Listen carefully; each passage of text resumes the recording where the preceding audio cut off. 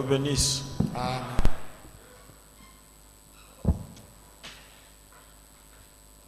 Je vous salue dans le précieux nom du Seigneur Jésus-Christ. Amen. Namilamkia mjina damani ya Bwana Yesu Kristo. Nous remercions le Seigneur qui nous donne encore l'opportunité de nous retrouver dans sa maison. Tunapigia tena Bwana aksanti mwenye kutupatia bahati tukutaliwe tena nyumbani mwake. Et nous nous attendons à lui. Na sisi tunajiachilia kwake. Quand nous venons à la maison de l'Éternel, Wakati tunakuja mnyumba wa milele, c'est pour que Dieu traite avec nous. ni juu Mungu apate kutenda pamoja nasi. Des fois, je vois la prédication qui est donnée, Na wakati ngine ndio naona mahubiri ile imeletwa là où le Saint-Esprit place les choses. panye Roho Mtakatifu yuko naweka vitu. Juste à la fin, vous voyez ce que les gens amènent comme requête. Vous vous demandez si ils ont saisi tout ce que Dieu a dit. Na kumwisho unaona watu wanakuwa kuleta hitaji, unaanza na kujiuliza kama walishikia vyenyewe vile Roho Mtakatifu ilisema. Donc, il faut savoir pourquoi nous venons à la maison de Dieu. Hapana, inafai kujua jua nini tu unakuja mnyumba ya Mungu. La parole, quand elle est donnée, c'est Dieu qui traite avec nous. Neno wakati imeletwa ni Mungu mwenye kutumika pamoja nasi. Et la Bible, le frère Branham nous enseigne que sans la foi, on ne peut pas plaire à Dieu. Biblia na ndugu Branham inatufundisha kama bila imani hauwezi kumpendeza Mungu. Tu ne peux pas seulement te lever de chez toi là, non, minenda kukanisa batani lombei. Ça c'est un peu des choses dans la dénomination. Hivi ni vitu vyenye kwa Tu es enfant de Dieu. uko mtoto wa Mungu. Dieu est ton père. Mungu ni baba yako. Dieu vient à l'église pour toi. Mungu yuko nakuja kukanisa juu yako. Tu dois être bénéficiaire de ce que Dieu amène. Unapasha kupatia mwile Mungu yuko naleta. Donc nous devons un peu grandir. Tunapasha kukomea. Il y a le frère Lukuni qui remercie Dieu pour sa guérison. Ndugu Mbui anapigia Mungu asante kwa uponyaji wake. Dieu l'a guéri des crises, d'hémorroïdes sévères, de la toux et du rhume. Mungu alimuponya kutokea mahemoroidi ya nguvu, kikohozi na homa. Il y a des messages que nous ne pouvons pas aussi amener à l'église. Regardez le nombre que nous sommes ici. Si chacun doit nous dire, j'ai perdu mon cousin, j'ai perdu mon neveu, donc nous aurons deuil chaque jour. Il y a des choses que vous devez gérer vous-même. Non, celle qui m'avait élevé, maintenant son enfant a perdu son enfant. Alors vous amenez ça à l'église pour qu'on fasse quoi? Ça c'est l'église de Dieu. On s'occupe des membres de cette église. Je ne lis pas ce message ici. Alors, vraiment, les gens viennent me voir à tout moment pour me consoler. Tous ces gens qui sont venus à la dédicace là,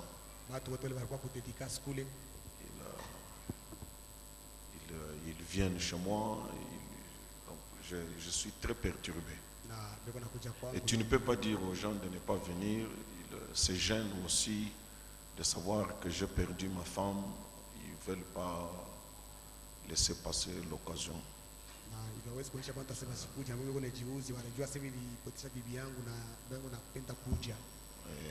Alors les gens viennent me témoigner de leur amour. J'ai envie de fuir les gens, mais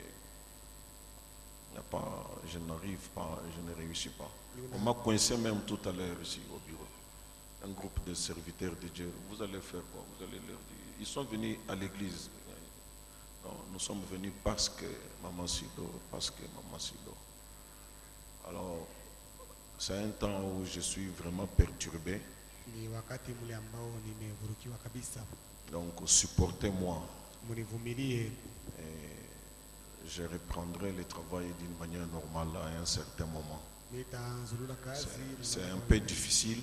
ilikuwa kwa nguvu, On a besoin de l'assistance de Dieu. tunahitajia usaidizi wa Mungu.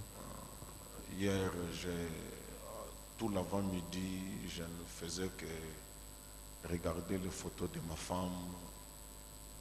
Tellement les gens viennent me parler d'elle, ça me replonge dans les pleurs, dans les larmes. Na zaidi watu wanakuwa kuonyesha juu yake, hivi inaingiza katika Et kulia, puis, à un machozi. moment, Dieu essaye de me réconforter. Na wakati mwingine Mungu pale ananipatia kwa nguvu. C'est un temps, ça va passer. Ni wakati mmoja na itapita. Et je sais que vous priez pour moi. Na najua sema mnaniombeaka. Ce sont ces prières-là qui me soutiennent. Ni ile maombi ile ndio kunikabilia kwa nguvu. Nous allons encore écouter Pasteur Noé ce soir. Tutasikia tena mara nyingine Pastori Noel. Si tu peux lui faire signe qu'il approche. S'il vous plaît, vous allez déconnecter les baffles ici. Lui, il ne supporte pas. On peut saluer le pasteur.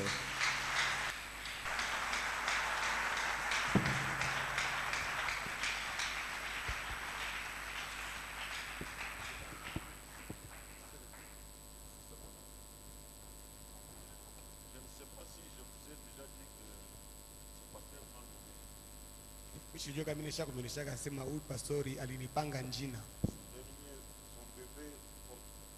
Bebe wake iko na njina yangu. Merci. Que Dieu vous bénisse richement. Na asante Mungu amibariki kwa utajiri. Nous sommes très heureux de vous voir encore une fois dans la maison de Dieu. Tuko wenye heri kumiona mara nyingine tena nyumbani mwa Mungu. Et croyons que vous êtes dans la joie. Na tunaamini kama Mungu katika furaha. Moi aussi comme vous. Na nami pia kama mweye. Dieu est bon envers moi. Mungu ni mwema kwangu. C'est la raison pour laquelle il nous accorde cette opportunité de pouvoir nous tenir devant vous ce soir. Na ndio sababu yeye anatupatia bahati tupate kusimama mbele yenu Pour magharibi. nous partager un petit rien Ndio tugawanyane kwa kitu mwandogo. dont notre prière est que cela soit de l'aide au moins pour une personne. Na maombi yetu ni kusema ile ipate kwako usaidizi hata juu ya mtu mmoja. Et cela rendra gloire à notre Dieu. Na ile italeta utukufu kwa Mungu wetu. À cela, souffrez de vous lever. Na hivi basi muteswe kwa kushimama Comme nous sommes toujours dans notre livre d'Esther, mpaka vile tuko katika kitabu yetu cha Esther. cette fois-ci, nous lirons Esther chapitre 9, Mara hii tutasoma ni Esther sura yake 9 du 12e verset au 16e, kuanzia mstari wa 12 kufika 16. puis lirons Matthieu 17, le 21e verset. Tutasoma Mathayo 17 mstari wa 21. Alors nous sommes dans Esther 9. Hapa tuko katika Esther 9. La Bible dit, Biblia inasema le roi dit à la reine Esther, les Juifs ont tué et fait périr dans Suse, la capitale, 500 hommes et les 10 fils d'Aman. Qu'auront-ils fait dans le reste des provinces du roi? Quelle est ta demande? Elle te sera accordée. Que désires-tu encore? Tu l'obtiendras. Esther répondit au roi, si le roi les trouve bons, qu'il soit permis aux Juifs qui sont à Suse d'agir encore demain, selon les décrets d'aujourd'hui, et que l'on pende au bois les 10 fils d'Aman. Et le roi ordonna de faire ainsi. Les 10 filles publiées dans Suse ont pendu les 10 fils d'Aman. Et les Juifs qui se trouvaient à Suse se rassemblèrent de nouveau le 14e jour du mois d'Adar et tuèrent dans Suse 300 hommes. Mais ils ne mirent pas la main au pillage. Les autres Juifs qui étaient dans les provinces du roi se rassemblèrent et défendirent leur vie. Ils se procurèrent du repos en se délivrant de leurs ennemis. Et ils tuèrent 75 000 de ceux qui leur étaient hostiles. Mais ils ne mirent pas la main au pillage. Prions le Seigneur. tuombe Bwana.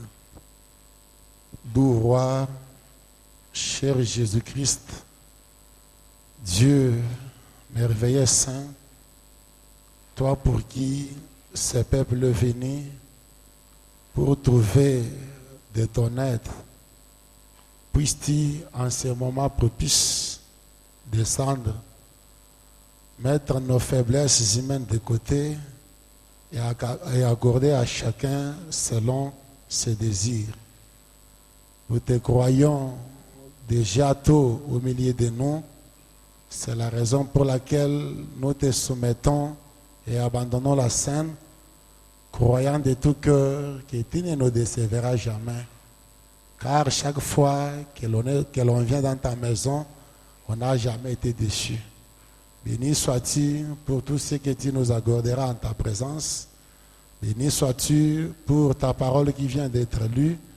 Béni sois-tu pour toute bonne chose. Au nom saint, doux et fort du Maître, Sauveur et Seigneur Jésus-Christ, nous avons ainsi prié. Amen.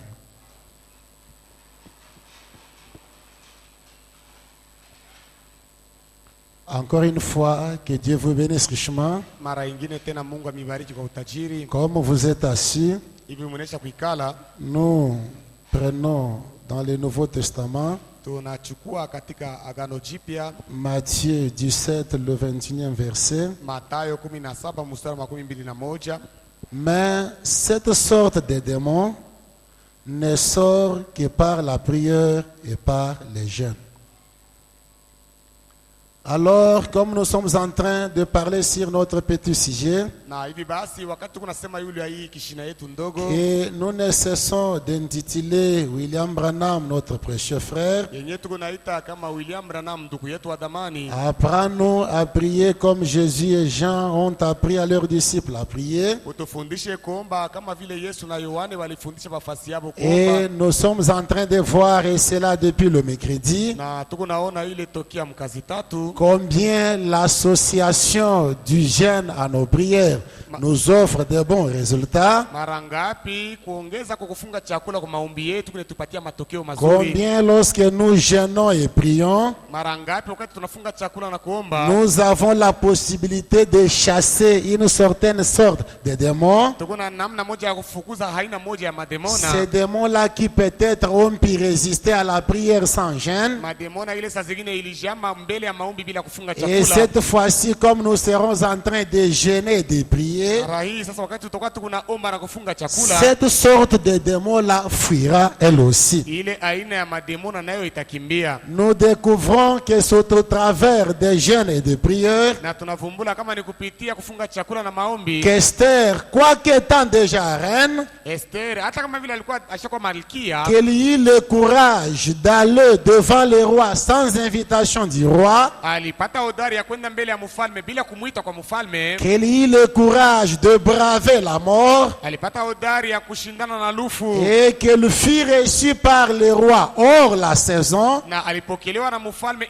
nje ya wakati, qu'elle trouva grâce devant le roi, na alipata neema mbele ya mfalme, et cela conditionna le reste de sa vie. na ile iliongeza vile maisha yake itakuja ijayo, Et cela offrit aux Juifs du repos. na ile ilipatia Wayahudi Nous mapumziko. comprenons que c'était au travers de jeûnes et de prières de Mardoché, Tunaelewa kama ilikuwa ni kupitia maombi na kufunga chakula ya Mordekai, alors que Mardoché pouvait devenir de plus en plus grand dans la maison du roi. wakati ile Mordekai alikuwa sasa mkubwa zaidi nyumbani mwa mfalme. Comme Jésus-Christ est l'exemple modèle du christianisme, Sawa vile Yesu Kristo ni mfano wa et Ukristiani, comme nous l'avions dit de génération en na génération, vile tuliisema vizazi na vizazi, nous le trouvons lui aussi dans Matthieu 4. tunamupata naye katika Mathayo 4, Il pouvait jeûner et prier. naye aliweza kufunga chakula na Il kuomba. pouvait jeûner et prier pendant 40 nuits et 40 jours. Aliweza kufunga chakula na kuomba mchana 40 na usiku 40, Et donnant l'exemple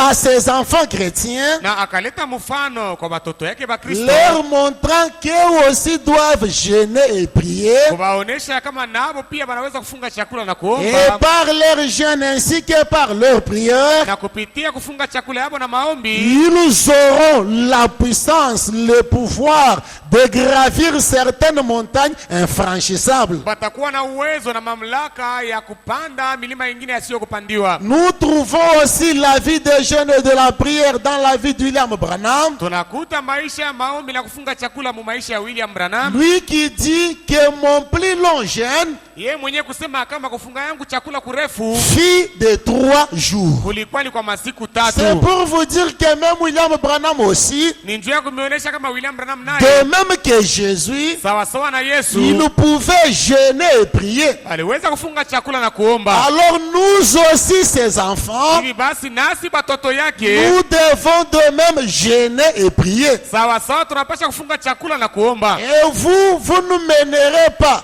une vie spirituelle Na mweye amwezi kuishi maisha ya kiroho plus élevée que celle de votre pasteur. ya kushindia pastori wenu. Alors la vie chrétienne, Hivi basi maisha ya Ukristo, un chrétien, frère Branham nous dit Mukristo ndugu Branham que anatuambia vous ne pouvez pas lui dérober la prière. ya kama hauwezi kumunyang'anya maombi. Quelles que soient les conditions dans lesquelles le chrétien se trouvera, Hata kama Mukristo atakutaniwa muhali kani, il aura toujours à prier. ataanza paka kuomba. À condition que vous soyez chrétien, Na kanuni ni kusema wewe la Mukristo, prière sera attachée à votre vie. maombi itambatana na maisha yenu. La prière sera votre joie de vivre. Maombi itakuwa furaha yenu ya kuishi. Remarquez un coq, Na tazameni tena, prenez-le, mumubebe Mukristo, liez-le, mumufunge, mettez-le dans un cage quelque part, mumuweke kwa munamfungia fazi moja, ne lui dites rien. musimwambie kitu. S'il est seulement coq, Kama tu yeye tu, laissez l'heure sonner, mwache tu wakati yene lui seul se mettra à chanter. ye mwenyewe, kama ni nkuku jogoo Et ataanza par kuimba, là, vous comprendrez na pale mtaelewa qu'il est coq, na kama ni jogoo, qu'il n'était pas une poule. kama asikukue kuku mwanamke. Je l'ai expérimenté une fois. Mimi nataka kuionja kila Mon siku moja. épouse m'avait dit qu'une sœur m'avait apporté une poule Bibi yangu aliniambia akasema dada moja nililetea kuku, et je croyais mon épouse sur parole, na mimi niliamini bibi yangu vile quoi anasema, qu'elle était sincère me disant une fausse chose. hata kama vile alikuwa mwenye haki, lakini alikuwa ananiambia kitu kia bongo. Mais arrivé vers 4h ou 5h, Lakini wakati tulifika kuma 4 au 5, j'ai senti dans la maison, nilisikia mule munyumba coucou. koriko, Je me suis dit, na nikasema mais toi tu m'as dit que c'était une poule. wewe uliniambia sema ni kuku mwanamke. Quelle est cette poule-là qui chante? Ni kuku kani mwanamke anaimbaka. Or, c'était un coq Japo ilikuwa ni jogoo, méconnaissable. ule hautajua Mais kama ni quand jogoo. arriva l'heure, Lakini wakati saa il ilienea, s'est mis à chanter. alianza tu kulia yeye Il mwenyewe. ne s'était pas efforcé pour chanter. Asikufanyake nguvu kabisa juu ya Il kuimba. chantait rien que parce qu'il était un coq. Yeye aliimba tu juu alikuwa jogoo. Et toi aussi, si tu es chrétien, Nawe pia kama uko Mkristo, tu ne t'efforceras pas de prier. hautafanya nguvu juu ya La kuomba. prière est ton souffle. Maombi ndio pumzi yako. Tu ne t'efforceras pas de jeûner. Hautaanza kufanya nguvu juu ya kufunga Tu ne chakula. diras pas pour t'agenouiller, Hautasema juu ya kutoka oh magoti. non, moi j'ai des rhumatismes, Oh, mie niko na rheumatisme, mon dos, mkongo yangu ceci et cela. hivi na vile. Non, non, Hapana, cette vie-là est liée à ta vie. ile maisha ile imeunganishwa kuyako. Au point où tu ne peux pas t'en défaire. Mkipimo ya kusema hautaweza kuachana nayo. Devenez une fois chrétien Mkuye tu mara moja Mkristo et vous nous donnerez raison. na mutatupatia sheria. Je ne nie pas que vous n'êtes pas chrétien, Sikatali ya kusema muna Bakristo, mais accédez seulement à cette vie, lakini kuingia mwile maisha ile. car frère Branham dit, John Branham anasema si vous passez aux choses sérieuses avec Dieu, kama mnaanza kwenda mubitu vya kawaida na Mungu, Dieu traitera des choses sérieuses avec vous. Mungu naye atafanya na mwe vitu vya kawaida. Donc Dieu lui est là, Sasa vile Mungu yeko pale, s'attendant vous voir passer aux choses sérieuses, ona miongojea mupite ku vitu vya kawaida, et lui aussi se mettra à traiter des choses sérieuses avec vous. naye pia ataanza kutenda vitu vikubwa na mweye. Tant que vous ne passez pas aux choses sérieuses, Wakati yote mutapita ku vitu vya kawaida, il sera là, patientant, attendant. yeye atakuwa pale eko navumilia na kuongojea. Nous lisons William Branham Tunamsoma William dans Branham la prédication démonologie domaine religieux, katika ile mahubiri démonologie domaine religieux mafundisho ya mademona lakini makao inaangalia kiroho. du 9 juillet 1963 Na mwile tarehe 63 au point 212, frère Branham dit, ndugu Branham anasema, et aujourd'hui, na leo mon cher ami chrétien, rafiki yangu Mkristo, les démons sont à l'œuvre de tous côtés. mademona iko natumika mangambo yote, Et l'Esprit de Dieu se porte en avant. na roho ya Mungu inaisha kwenda kumbele De l'autre côté, kuile ngambo ingine pour les anéantir toutefois. juu ya kumamaliza ile mademona. Frère Branham dit Alléluia.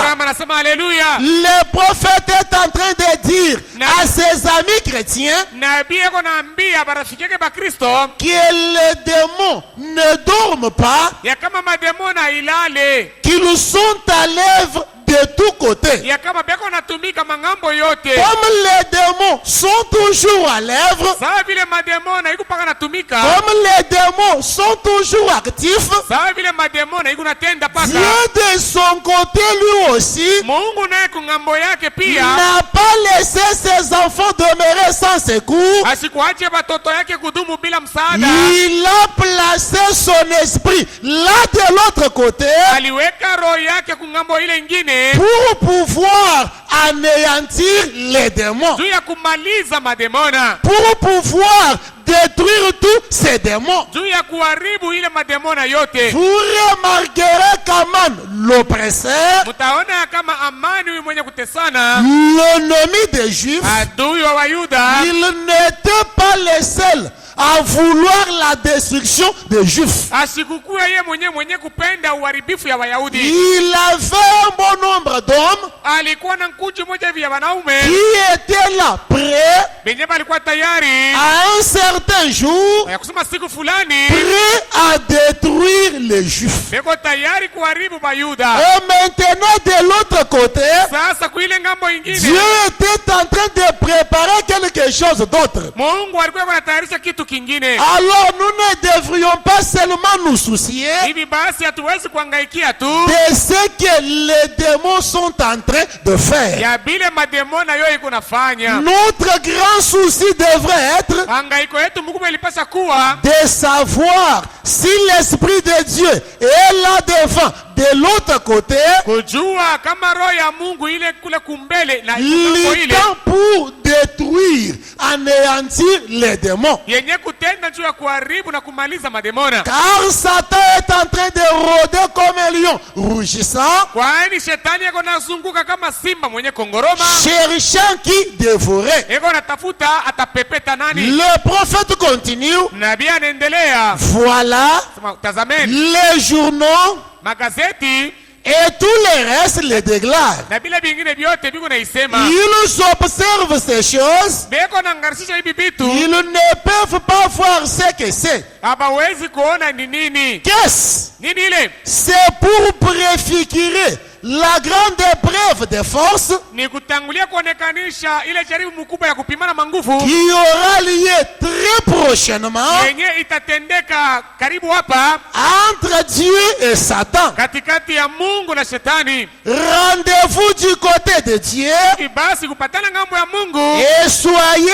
droit dans votre cœur. na mupate kuwa na maisha ya kunyoloka moyoni Frère mwenu. Branham dit Amen. Ndugu Branham anasema amina. Alors, comme les journaux ne peuvent pas détecter la réalité, Sawa vile magazeti haiwezi kuvumbula ukweli, comme ces démons sont éparpillés partout, sawa vile ile mademona imezambalana fashi yote, de tous côtés où vous aurez à tourner vos yeux, mangambo yote mutaangalia na macho yenu, vous serez combattu, agressé. mutaanza kukombanishwa na kushambuliwa. Partout où vous aurez à faire votre passage, Basi yote mutaanza kupita, Satan sera à vos trousses. shetani ataanza kumifuata, Un certain démon sera avec vous. demona moja fulani atakufuata. Frère Branham dit que cela préfigure Ndugu Branham anasema ile kunatangulia kuonesha l'épreuve de force ile jaribu ya kupimana nguvu qui doit s'engager l'un de ces 4 matins yenye ile itaanza mmoja hii masiku entre Dieu et Satan. katikati ya Mungu na shetani. Ou cette épreuve de force, Japo ile shindano ya nguvu, William Branham Branham nous dit que les Indiens William Branham anatuambia kama baindia allument le feu. bo banawakishaka ni moto. Un camp de ce côté-ci, un autre camp de l'autre côté du feu, Kundi moja ya batu kuingambo, bengine kuingambo ya moto. en train de se tirer, Beko na kokotana. ou au point où le camp le plus fort Mukipimo ya kusema bale batakuwa na nguvu zaidi. prenera l'autre dans le feu, Batakokota bale bengine mumoto. et une fois tombé dans le feu, Na wakati tu banamuka mumoto, vous êtes vaincu, bale banamiwina. vous êtes fini. Kuna malizika kwenu. Quoi ça? Nini ile? C'est cela qui préfigure ces démons que vous voyez éparpillés partout. Njo ile unatangulia kuonekanisha ile mademona unaona imezamalala fashi yote. C'est pourquoi nous trouvons ici, dans les livres d'Esther, Na njo kwa maana tunapata hapa katika kitabu cha Esteri que les Juifs étaient là, ya kama Bayuda balikuwa pale, non pas avant, mais après, haina sema balikuwa mbele, lakini que Mardochée soit devenu grand dans la maison du roi, kisha Mordekai kuwa mkubwa nyumbani mwa mfalme, que Mardochée ait reçu l'anneau du roi, kisha Mordekai kupokea mpete ya mfalme, que Mardochée ait reçu la couronne d'or. kisha Mordekai kupokea taji ya dhahabu. Alors les Juifs étaient là, donnant le contraire à leurs ennemis. Bayuda balikuwa pale benye kuletea ya kuachana kwa maadui zao. Ils tuèrent en ce temps-là 500 hommes sur la capitale. Muile wakati ile baliua banaume 500 mule mumuji mkubwa. La nouvelle parvint au roi. Na ile habari ikamufikia mfalme. Le roi l'a fait Esther. Na mfalme akaenda kwa Et Esteri dit, na akasema, apprends-tu ce qui s'est passé? unashikia ile mambo ilitendeka? Les Juifs ont tué 500 hommes. Bayuda baliua banaume 500 Ici dans la capitale. humu mumuji mkubwa. Je me demande, Na mimi najiuliza, qu'ont-ils fait dans le reste des provinces du roi? balifanya kwa tena nini mu mabaki ya majimbo ya Qu'ont-ils mfalme? fait dans le reste des provinces? Balifanya kwa nini mu majimbo Si inayobaki? ici dans la capitale, Kama hapa katika mji ils mkubwa ont pu tuer 500. baliweza kuwa bantu 500. Ces gens-là qui cherchaient à les tuer, Bale bantu wanaanza kutafuta kubaua, et les ont tués 500. bo bale baua 500. Qu'adviendra-t-il des provinces lointaines? Sasa bitakuwa je juu ya majimbo ya mbali? Maintenant, oh reine Esther, Sasa hapa Malkia que Esther, demandes-tu? unalomba nini? Qu'est-ce que tu veux encore? Unataka tena nini? Esther était là, Esther alikuwa pale vivant sous l'effet de ses prières. mwenye kuishi chini ya matokeo ya maombi C'était yake. maintenant le roi Ilikuwa sasa ni qui mfalme cherchait comment satisfaire Esther. alianza kutafuta namna gani kufurahisha Car Esther. elle vivait maintenant sous l'effet de ses prières. Juu Esther alikuwa iko naishi sasa chini ya matokeo Elle ya maombi avait yake. déjà prié, Alikuwa anaweza kuomba elle zamani, avait jeûné, alikuwa anaweza kufunga chakula elle et ses servantes. na yeye na bakijakazi Maintenant, yake. le cœur du roi Sasa moyo wa mfalme était mouvementé par les prières d'Esther. ilikuwa natenkeswa kupitia maombi ya Esther. Et Esther dit au roi, Na Esther akamwambia mfalme, non, ça ne suffit pas. hapana, aieneye. Si le roi les trouve bons, Kama mfalme anaiona mzuri, que demain, kesho que les Juifs agissent encore, Bayahudi batende mara ingine suivant tena, le même degré d'aujourd'hui, kufuatana na ile amri moja moja ya qu'ils leo, puissent encore tuer leurs ennemis, bapate kuua tena maadui zao, qu'ils défendent encore leur vie. bapate kujikinga maisha yao. Alors le roi, Na pale sasa mfalme fortifié, coordonné par les prières, mwenye kupitia wanaleta nguvu na wanaongoza ne maombi, pouvait que faire qu'obéir à ce qu'Esther disait. asikukuwa na cha kufanya isipokuwa tu kutii. Il vile ne Esther pouvait alisema. que faire que répondre favorablement à la demande d'Esther. Asikukuwa na cha kufanya isipokuwa kujibu tu mzuri kuombi ya C'est Esther. ainsi qu'il signa encore. Na ni hivi akatia saini tena, Et le jour J, na ile siku les ilienea, Juifs pouvaient se dresser Wayahudi baliweza tena contre leurs kukusanyisha, ennemis et continuer à les tuer. bakalamukia maadui zao na kubaua. Et dans la demande de la reine Esther, Na katika ombi ya Malkia Esther elle dit au roi, akamwambia mfalme, comme les 10 fils d'Aman sont vivants, sawa vile batoto yake ba amani banaume si le roi les trouve bons, kama mfalme anaiona mzuri, que tous les 10 fils d'Aman batoto bote 10 banaume ba amani soient pendus au bois. baba tundike kumiti, Soit pendus au bois. baba tundike kumiti. Alors, le roi était là. Na pale mfalme alikuwa pale, Après avoir promis à la reine, kisha kumulaka malkia, tout ce que tu demanderas te sera accordé. vile vyote utalomba vitapewa kwako. Il accorda à ce que le Dieu fils d'Aman soit pendu au bois. Akaitikia batoto 10 ba amani banaume batundikwe kumiti. C'était quoi ça? Ilikuwa ni nini ile? La lutte continuait. Vita ilikuwa iko naendelea. C'était quoi ça? Ilikuwa ni nini ile? La lutte était en cours. Ile vita ilikuwa iko paka naendelea. Quoi qu'ils avaient tué hier 500 hommes, Hata kama jana baliua bantu 500, ils n'ont pas pris du repos hawakupumzike tant qu'il y avait de ces gens-là qui vivaient encore et qui voulaient à leur vie. wakati yote kulikuwa batu walikuwa wanaendelea na kuishi na kutaka kubaua. Alors nous voyons là Tunaona que pale Dieu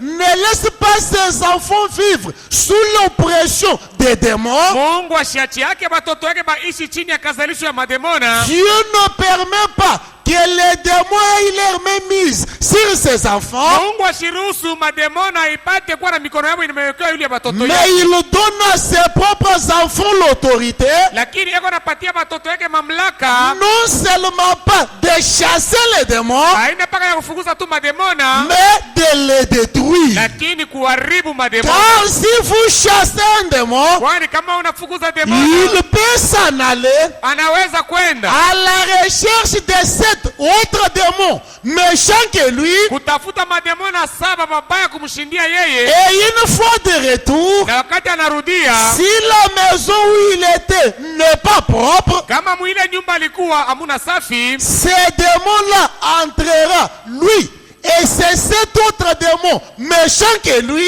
ile demona ataingia yeye na mademona ingine 7 ya kumshindia. C'est là où vous remarquerez que la condition de la personne deviendra mauvaise qu'avant. Na pale mtaona hali ya ule mtu itakuwa mubaya zaidi kushindia mwanzo. Le prophète répète le Seigneur et dit, Na nabii anasema vile Bwana anasema, tout pouvoir m'a été donné, mamlaka yote ilipewa kwangu, mais c'est à vous de l'utiliser. lakini ni mwenye mnapaswa kuitumikisha. Tout pouvoir m'a été donné, Mamlaka yote ilipewa kwangu, mais c'est à vous de l'utiliser. lakini ni mwenye mnapaswa kuitumikisha. L'anneau du roi, Pete ya mfalme, la signature du roi saini ya mfalme était bel et bien remise à Mardochée. ilipewa kweli kwa Mordekai, Mais chaque enfant d'Israël lakini kila mtoto wa Israeli devrait utiliser ce pouvoir-là alipaswa kutumikisha ile pour mamlaka combattre soi-même juu ya kukombana yeye mwenyewe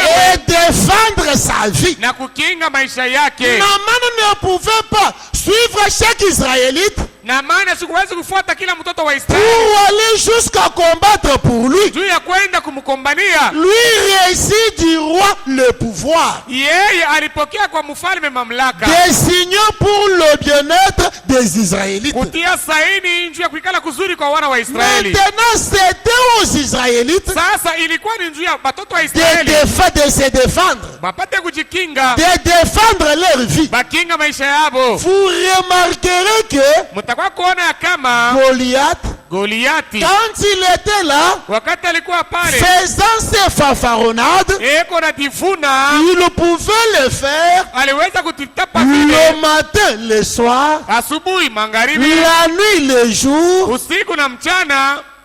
Il pouvait le faire qu'avant que David n'entre en scène. Aliweza kujitapa vile mbele ya Daudi kuingia mkiwanza. Une fois que vint David, Wakati tu Daudi alifika, il ne pouvait pas supporter asikuwezeke kuvumilia que cet incirconcis-là ya kama ule mtu asiyeutahiriwa ule défie l'armée du Dieu Tout-Puissant. apinganishe jeshi la Mungu mzima. J'aimerais vous dire quelque chose. Napenda kumiambia kwa kitu moja Qu'il part la présence seulement de David ya kama kupitia tu uwapo wa Daudi apportant de la nourriture à ses frères, mwenye kupelekea bandugu yake chakula, c'était là le début de la mort de Goliath. jo ilikuwa sasa mwanzo ya kufa kwa Goliati. La mort s'installa déjà en Goliath. Lufu luliingia na ndani ya Goliati, Et cette mort-là finit na ile lufu ile ilimalizikia lorsque David lui coupa la tête. wakati ile Daudi alimukataka kichwa. Avec quoi David coupa la tête de Goliath? Daudi alimukata kichwa Goliati na nini? Non pas avec son épée à lui, Hapana na mpanga yake yeye mais Daudi, avec l'épée que Goliath détenait. lakini na mpanga ile Goliati alikuwa nayo C'était quoi ça? ilikuwa ni nini? C'était le contraire arrivant à Goliath. Ilikuwa ni cha kupinganisha kile kamfikia Lui Goliati. avait son épée, Yeye alikuwa na mpanga yake cherchant tuer quelqu'un avec ça, mwenye kutafuta kuwa mtu na ile, mais c'était avec son épée à lui lakini ilikuwa na ile mpanga yake que yeye David lui coupa la tête. jo Daudi alimukata kichwa. Qui avait apprêté les bois Ni nani yule alimutayarisha kama mfalme pour qu'on y pende Mardochée? juu bapate kumubeba Mordekai? Ce n'était pas Mardochée, Haina Mordekai, mais c'était Aman. lakini ilikuwa ni Amani. C'était bien lui qui avait apprêté son bois. Yeye njo alitayarishaka muchi yake, Et les bois qu'il avait apprêté pour Mardochée, ile muchi alitayarishaka juu ya kutunjika Aman Mordekai. y fit pendu. Amani akatundikwa kule. Quoi ça? Ni nini ile Le contraire lui arriva. ya kuachana vile kwa na waza ikafika? Oh, Rehoboth tabernacle. Rehoboth meskai, Et vous aussi, namwe pia Dieu vous accorde le même privilège. Mungu anamipatia fadhili moja moja, Lequel donc? ile ya kusema De rendre le contraire à vos ennemis. kurudishia maadui vile ambavyo walikuwa na Vous pouvez avoir un ennemi Unaweza kuwa na adui appelé acide gastrite. mwenye kuitwa magonjwa ya Vous estoma. pouvez avoir un ennemi appelé cancer. Unaweza kuwa na adui mwenye kuitwa kansa. Vous pouvez avoir un ennemi appelé tuberculose. Unaweza kuwa na adui mwenye kuitwa mfwenke. Ce sont les noms que la science leur a donnés. Ni majina ambayo elimu iliwapatia, Mes frères Branham les appelle que ce sont des démons. lakini ndugu Branham anaita sema ni mademona. Comme un démon est un tourmenteur, Sawa vile demona ndio kufurukana, c'est à vous de le rendre pareil. wewe ndio mnapaswa kubarudishia vile. Vous n'irez pas le tourmenter. Wewe hautaenda kufuruka Non, mademona. non, vous n'êtes pas un démon comme lui, Hapana, wewe hauna demona kama yeye, mais vous irez le détruire. lakini wewe utaenda kumharibu. Ce n'est pas pour rien Haiko kwa bure. que Jésus-Christ étant ressuscité, Yesu Kristo kisha kufufuliwa, rendu captif la captivité. yeye akafunga kifungo. La captivité était là, Kifungo kio kilikuwa pale, lui l'a rendu captif. Yesu anakifunga kile kifungo. C'est quoi ça? Ni nini ile Le contraire. yenye kuachana vile ilikuwa na waza? C'était quoi ça? Ilikuwa ni nini Le contraire. kia kuachana? Je ne sais pas si nous pouvons avoir des hommes et des femmes Sijui kama tunaweza kuwa na wanaume na mwanamke prêts à rendre le contraire benye kwa tayari kurudishia kile balikuwa na mawazia ou aux démons. kuma demona. Cette chose-là qui pensait prendre le dessus sur vous, Kile kitu kile kilikuwa na tafuta kumitawala, cette souffrance-là qui comptait vous dominer, ile mateso ile ilikuwa natafuta kumitawala, cet esprit-là qui cherchait vous plonger dans la servitude, ile mpepo ile inataka kusukuma katika utumwa. si vous êtes un Israélite, Kama wewe uko mtoto wa Israeli, si vous êtes fils d'H.A.M., kama uko mtoto wa H.A.M, vous pouvez lui rendre le contraire. unaweza kumrudishia kile alikuwa Oui, anakufanyia. oui. Ndiyo, Les Israélites en ce temps-là wana wa Israeli mwile wakati n'étaient pas allés chercher la mort de ces gens-là. hawakuendeke kutafuta lufu la wale batu, Ce sont eux qui s'étaient apprêtés ni bo wale batu jo balijitayarishaka voulant les faire périr. kutafuta kubaua. Comme Dieu, défend ses siens, Sawa vile Mungu anakingaka batoto c'est yake, ainsi que le contraire leur arriva. na ni hivi vile walikuwa wanawazia vikawarudiria. Quand les frères Branham parlent de l'épreuve de force, Wakati Durama anasema mambo ya kupimana kwa manguvu, il parle de ces Indiens et termine. eko anasema juu ya pale Waindia na Et anamaliza il dit, na anasema la présence de Dieu dans son peuple uwapo wa Mungu ndani ya bantu yake fait la force de son peuple njoo iko naleta nguvu ya pale batu pour tirer Satan dans son propre fait à lui. juu ya kumkokotea shetani mwile moto aliwakisha ye mwenyewe. La raison pour laquelle notre Dieu est dans son peuple, Sababu yenyewe ambayo ya kusema Mungu ako ndani ya bantu yake c'est pour nous accorder, nous le peuple de Dieu, ni njuu ya kutupatia sisi taifa ya Mungu le privilège ile fadhili de pouvoir tirer Satan dans son propre fait à lui. ya kumkokotea shetani mumoto yake ye mwenyewe. Satan peut vous amener la tristesse. Shetani anaweza kukuletea huzuni. Satan peut vous amener la déception. Shetani anaweza kukuletea fezelesho. Comme Dieu, lui, ne peut pas mettre ses enfants, comme Dieu ne peut pas tenter ses enfants, Sawa vile Mungu yashiwezi kupima watoto yake, comme tenter, s'exciter quelqu'un à faire le mal, sawa vile kupima ni kuchamusha mtu atende vibaya. comme vous êtes des fils et des filles de Dieu, Sawa vile Mungu watoto banaume na banamke ba Mungu, vous avez la possibilité uko na ile bahati de prendre la tristesse, ya kubeba ile de huzuni ile, prendre la déception, kubeba fezelesho, de prendre le malheur, kubeba ile mambo de mbaya,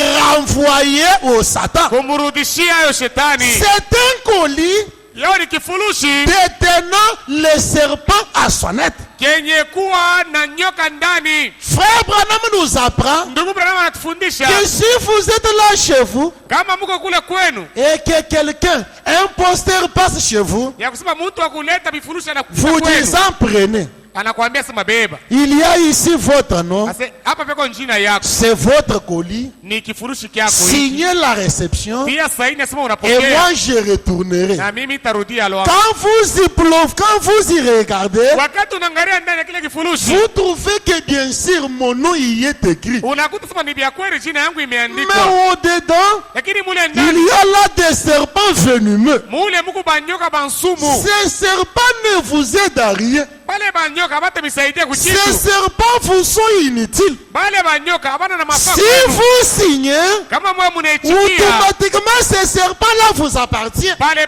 banyoka banakuwa ni bako. Mais si vous dites, Lakini kama wewe unasema arrière de moi Satan, nyuma yangu shetani, ces serpents-là retourneront à l'expéditeur. bale banyoka batarudia kule wanatokea. Nous avons besoin de chrétiens, Tunahitajia Wakristo hommes et femmes, banaume na qui banamuke ne prendront pas un colis non demandé. bale abataichikia kifurushi kila bakulombe. Moi, je n'ai jamais demandé à Dieu ceci. Mie mishi ya mulombaka Mungu hii C'est mambo, quand je suis dans la joie na ni wakati niko mfuraha que je peux me mettre à chanter. ndio mimi naweza kuimba. Car la Bible dit Juu Biblia hiyo que inasema celui qui est dans la joie chante. yule mwenye kuwa katika furaha aimbe. Maintenant, le diable Sasa shetani m'apporte la tristesse. ananiletea huzuni. Ne comprenez-vous pas que c'est un colis non demandé? Amuelewa ya kama hii ni kitu kila mkulombe. Alors nous n'irons pas négocier avec le diable. Hivi basi hatutaenda kusikilizana na shetani, Retournons-lui son colis. tumurudishie kintu yake, Jetons-lui son colis en face. tumutupie kile kintu yake muuso. Car moi, j'aimerais être dans la joie Kwani mimi napenda kuwa katika pour furaha pouvoir chanter, glorifier le Seigneur. juu nipate kuimba na kutukuza Bwana. Est-ce qu'il y a ici un chrétien qui m'a écouté?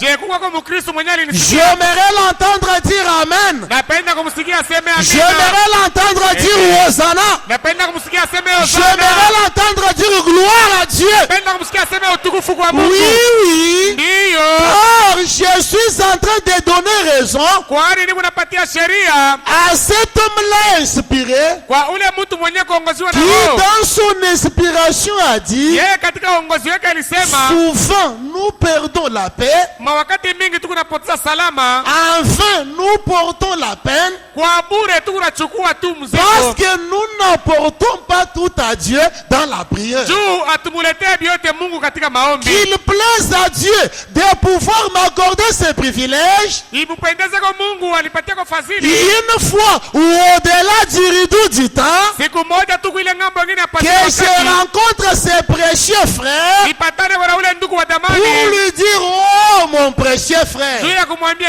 ndugu yangu wa tu damani, avais raison. ulisemaka kweli. Ton chant était un chant inspiré. Wimbo yako iliongozewa na Mungu. Souvent nous perdons la paix. Wakati mingi tunapotezaka salama. Portons la peine, Tunachukua mambo tu rien mzito. que parce que nous ne portons pas tout à Dieu dans la prière. Tunachukua mateso ni njuu tu atupeleke vyote kwa Mungu katika Avez-vous maombi. des épreuves et des tentations? Nini Mungu wako na majaribu na Avez-vous des vipimo? troubles quelque part? Mungu wako na mivuruko fasi moja. Alors ne perdez jamais Hivi courage. basi musipoteze kamwe Ne hodari. perdez jamais courage. Musipoteze kamwe hodari. Amenez tout à Dieu dans la prière. Mupelekee vyote Mungu katika maombi. Car le frère Branham dit, Kwani ndugu Branham anasema si je me mettais à entendre ce que les gens disent, kama mimi naanza kuikala tu pale kwanza kushikia vile watu wao wanasema, je serais un chrétien découragé. mimi nitakuwa ni Mkristo wa kulekea. Non pas que je cesserai d'être chrétien, Haina kusema mimi nitaacha kuwa Mkristo, mais je serai toujours chrétien, takuya mpaka Mkristo,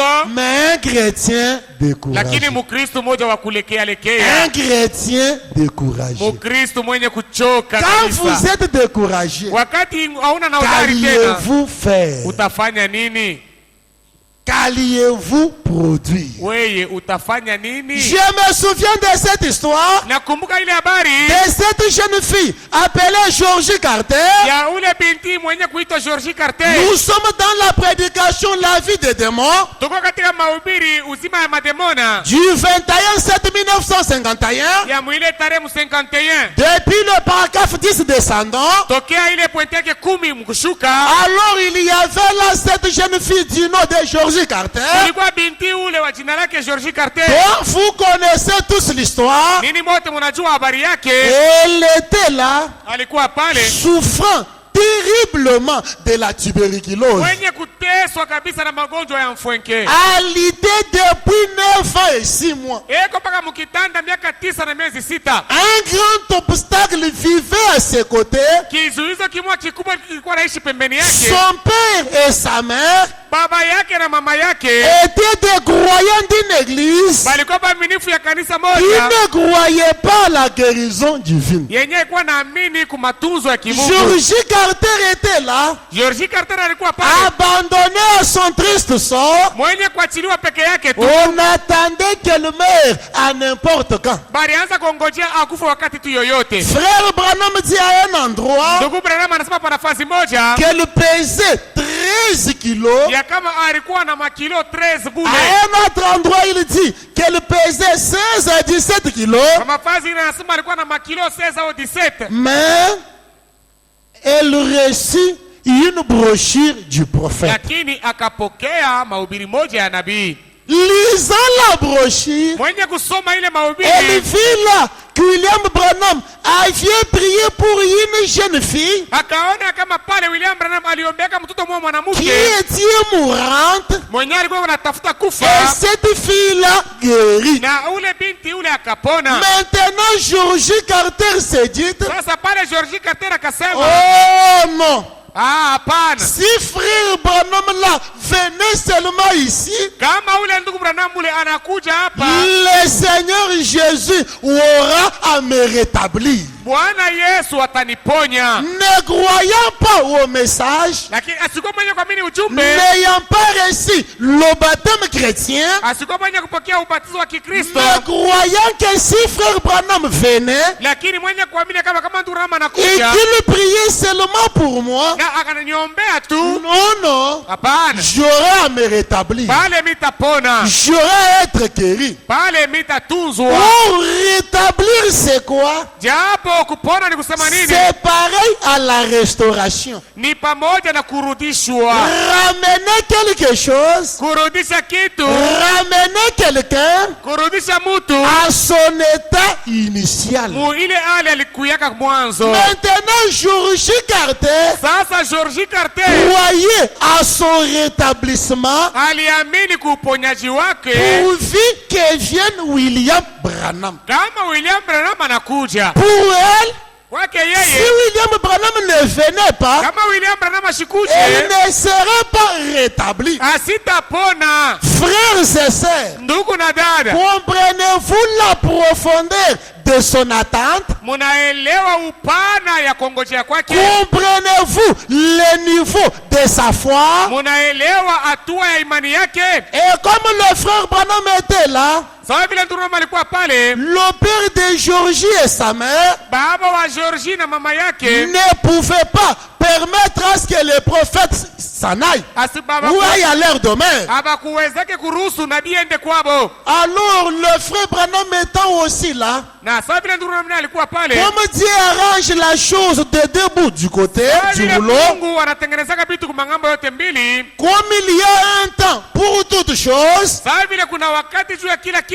frère Branham dit que Georgie Carter Ndugu Branham anasema kama Georgie Carter pleurait et priait. na kuomba, Elle pleurait et priait. na alikuwa yuko nalia na kuomba. Oui, ma sœur, Ndiyo dada tu yangu, es en train de pleurer, c'est humain. na kama uko nalia ni ndio vile mtu anekala. Oui, mon frère, tu Ndiyo, es ndugu en yangu. train de pleurer, c'est bon. Huku nalia ni mzuri. Ne comprends-tu pas qu'il y a un temps pour toutes choses sous les cieux?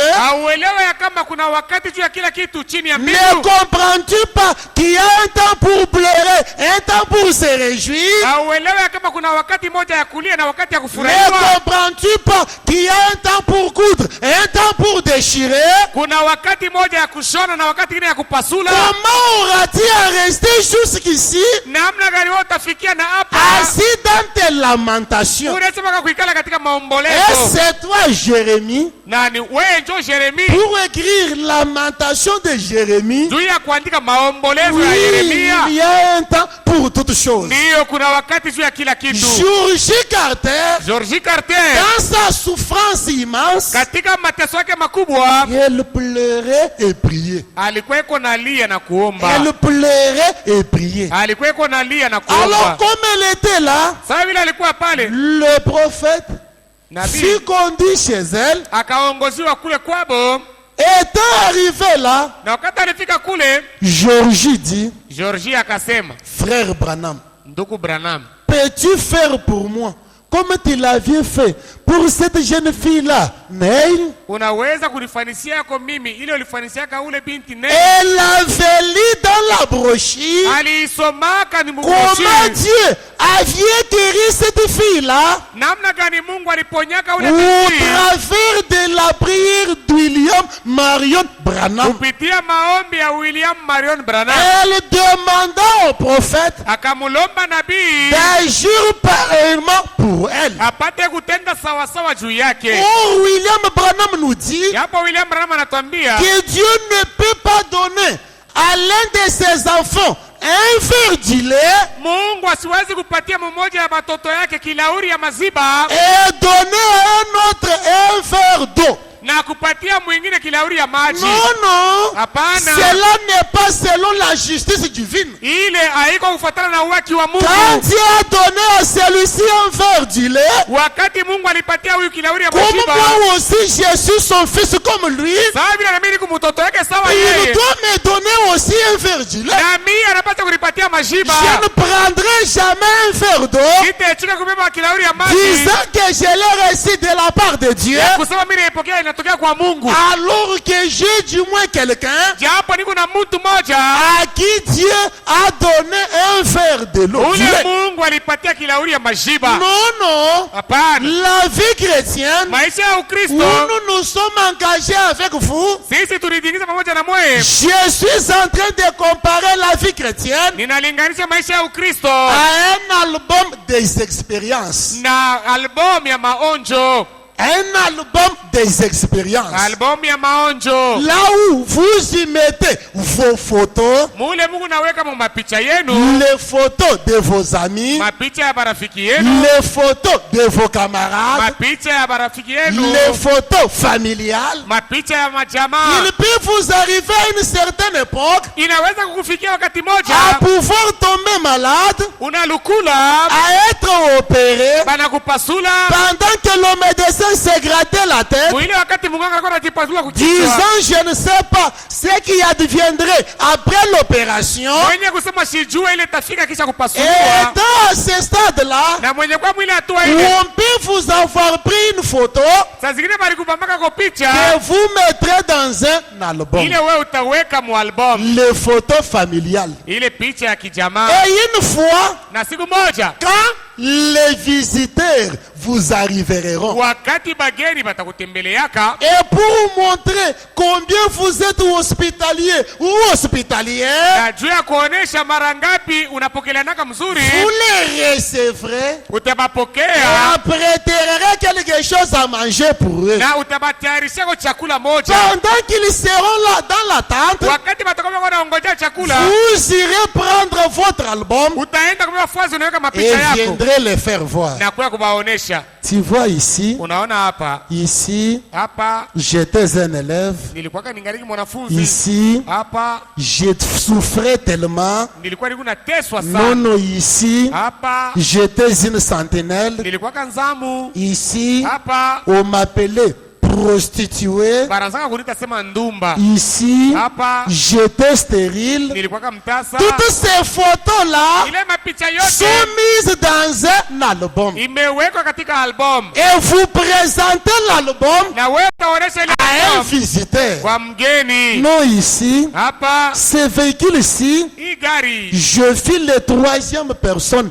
à l'amener ici à Lubumbashi. ninjo vilikuwa mtu wa tatu kuileta mu Lubumbashi huko. Voyez sa photo. Angalia picha yake. Ah bon. Sasa ah, Alors le visiteur, sasa pale yule mgeni s'il ne vous connaissait pas, kama ashikukujuwake, s'il ne connaissait pas votre historique, kama ashikujuwake habari yako ya mais zamani, au travers des photos, lakini kupitia ile il mapicha aura une autre représentation sur vous. atakuwa na kuona kwingine yule yako, Il aura une autre image sur vous. atakuwa na picha nyingine yule Il yako, comprendra. ataelewa. Ah, je suis devant quelqu'un Niko mbele ya mtu qui moja a quand même une histoire. mwenye kuwa na historia. Je suis devant un chrétien Niko na mbele ya Mkristo moja expérimenté. mwenye onjo, Il a déjà expérimenté Dieu. anataka kumuonja kwa Mungu. Ah, une fois Dieu l'avait guéri, Siku moja Mungu voilà alimponyaka la photo. picha yo hii. Une fois Dieu l'avait béni, Siku moja Mungu voilà la alimubariki photo. picha yo hii. Ah. Et frère Branham vous dit, Na ndugu Branham ananiambia généralement, zaidi la foi et l'expérience marchent de pair. imani na onjo vinatembeaka pamoja. La foi et l'expérience marchent de pair. Imani na onjo vinatembeaka pamoja. Quel est ce visiteur-là qui vous est parvenu? Ni mgeni kanuni alikufikia, Que je suis en train de vous dire na niko namiambia de lui présenter votre album d'expérience. mumuoneshe mapicha yako ya C'est onjo. ce visiteur-là, Ni ule mgeni, c'est ce démon-là ni ule demona qui ule veut dominer sur vous, iko napenda kutawale, appelé pauvreté, mwenye kuitwa umaskini, appelé myome, mwenye kuitwa milomo, appelé mwenye tuberculose. kuitwa mfwenke. Allez seulement, Wewe ende tu faites sortir votre album. tosha fuasi uliweka mapicha yako, Ayez la mémoire avec vous. muwe na ukumbusho pamoja nawe, Comprenez mwelewe qu'à une certaine époque, kama mwakati moja moi ici, niye huyu j'avais tel problème. nilikuwa na mambo fulani, Moi ici, Niye huyu. j'étais entouré de ça et de ça. nilikuwa mwenye kuzungukwa na hivi na hivi na Mais hivi, le Dieu de toute gloire, lakini Mungu wa dans utukufu sa yote puissance sublime, katika uwezo wake wa juu m'aida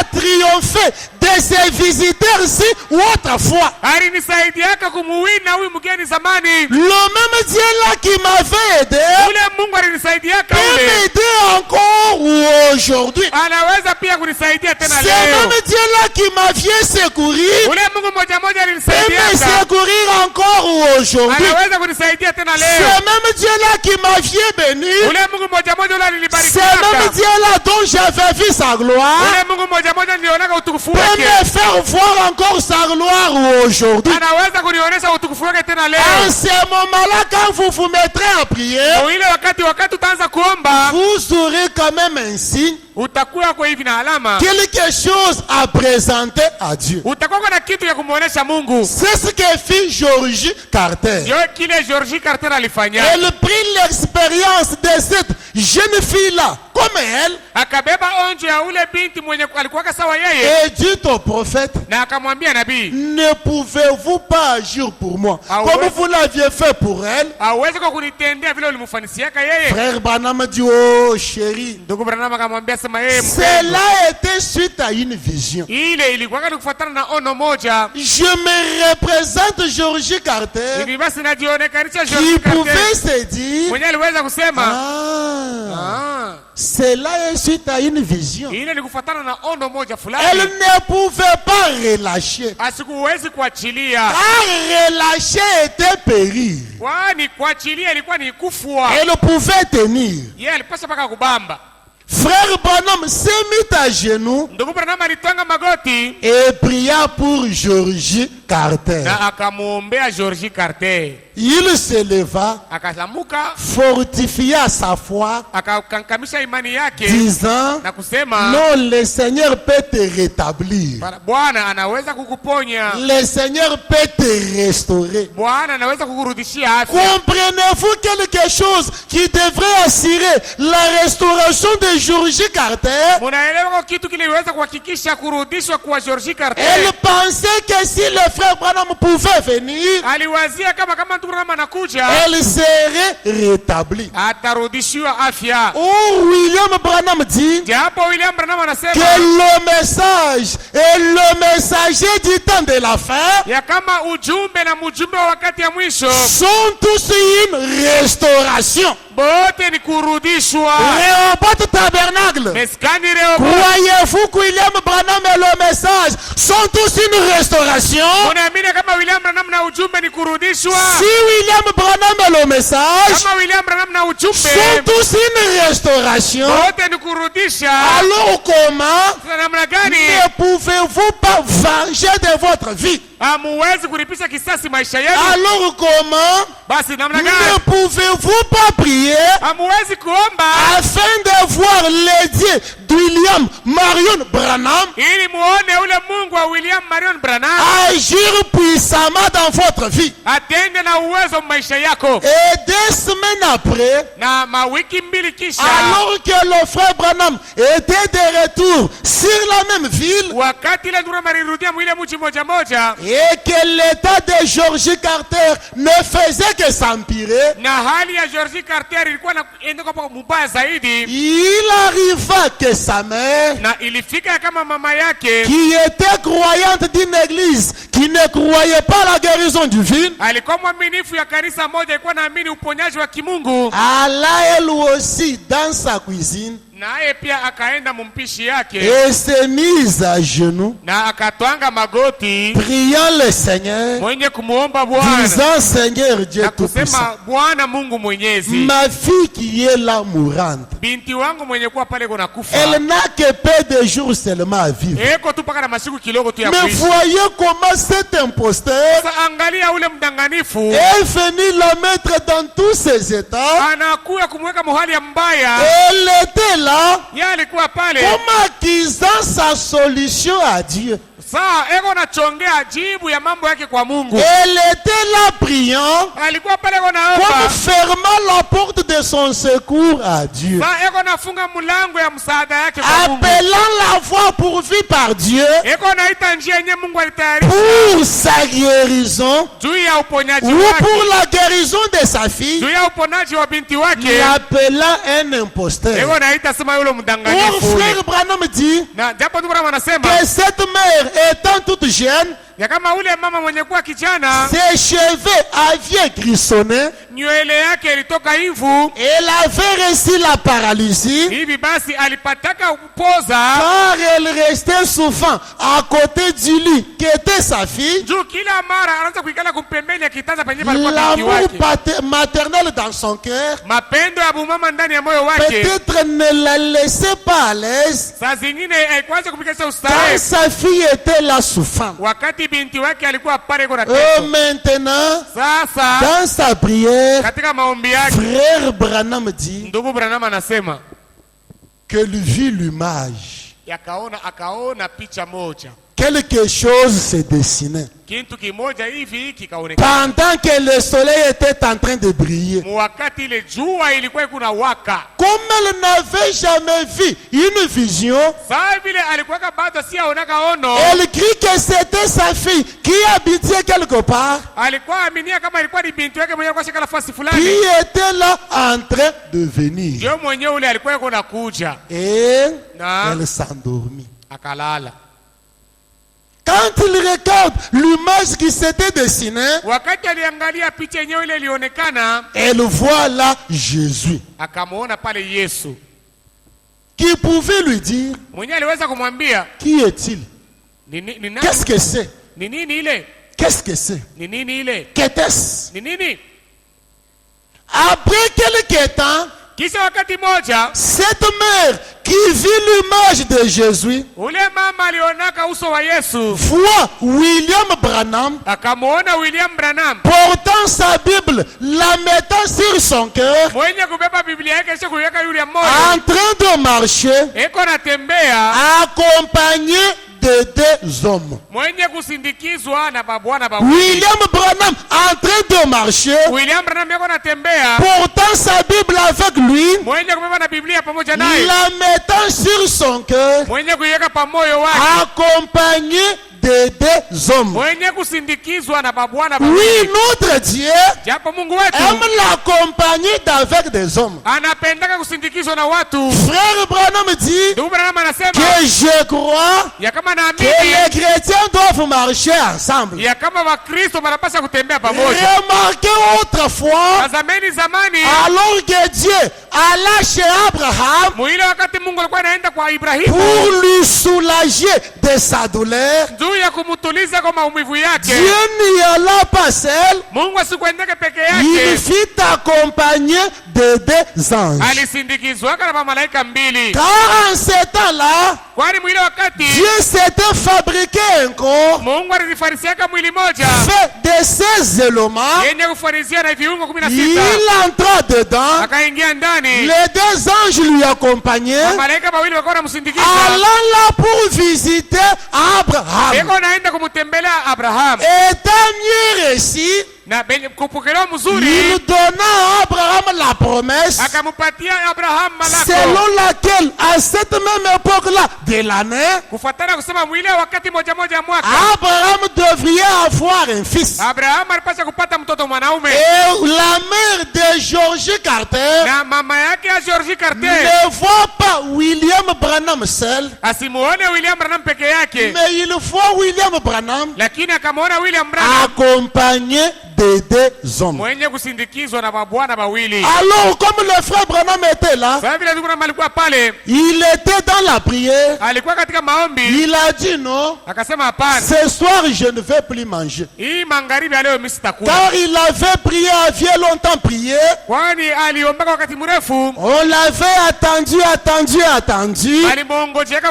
kumongojea. Quand il s'élève de sa prière, Wakati akatoka mu maombi yake, la voix lui dit, sauti ikamwambia va chez Georgie Carter. uende kuba George Carter. Il réussit là, ainsi dit le Seigneur, Akapokea pale hivi, Bwana anasema selon lequel Georgie Carter kufuatana na kusema George Carter devrait être guéri. alipasha kupona. Quand le prophète retourne, Wakati nabii il analulia, dit non, anasema hapana, ce soir, je n'aimerais plus souper. hii magharibi ya leo sitakula. Non, je n'aimerais plus souper. Hapana, sitakula. Pourquoi il refusa de Juu souper? ya nini alikatala kula? Un ventre rempli d'une bonne nourriture.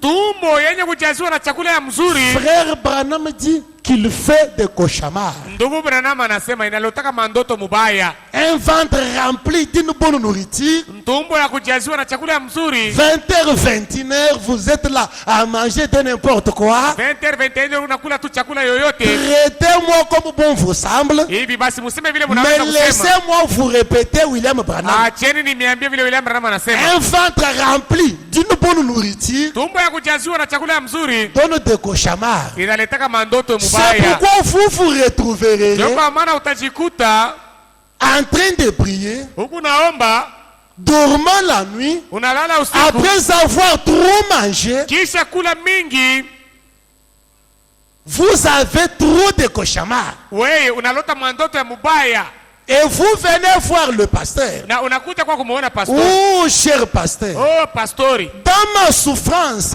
je demandais toujours à Dieu. Yanasema kumulomba Mungu. Non, ton Dieu est un Dieu véritable. Hapana, Mungu wako ni Mungu wa vya Je kweli. lui disais toujours, Seigneur, Ni kweli kuna mambo kila mara kama moi Bwana. ici, je suis ton fils. Mimi huyu ni mtoto yako. Montre-moi celui qui est à la base de ma souffrance. Unionyeshe kwa mbele ule mwenye niletee mateso Parce yangu. que je ne peux pas souffrir de la sorte. Siwezi kuteswa hivi. Oh, le Dieu du William Branham est vivant. Oh, Mungu wa William Branham ni mzima. Aujourd'hui, pendant que je dormais, Leo wakati mlikuwa nalala, on m'a pourchassé par une chèvre. bari nifukuza kwa mbushi J'ai eu moja. à fuir, j'ai eu à fuir. Nilikimbia, J'ai eu à fuir, j'ai eu à fuir. nikakimbia.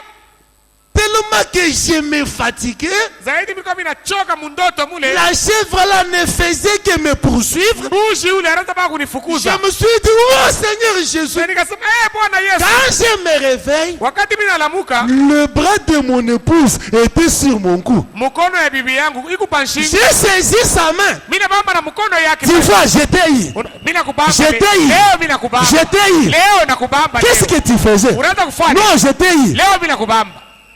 Tu m'as eu quoi? Unanibamba nini?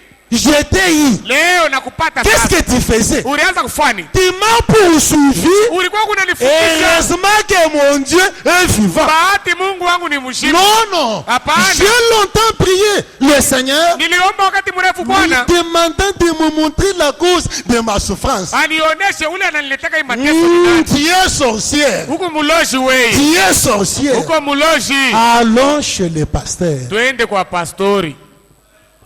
Quoi ça? Nini ile? Un ventre rempli d'une bonne nourriture Tumbo ya kuiala chakula ya mzuri.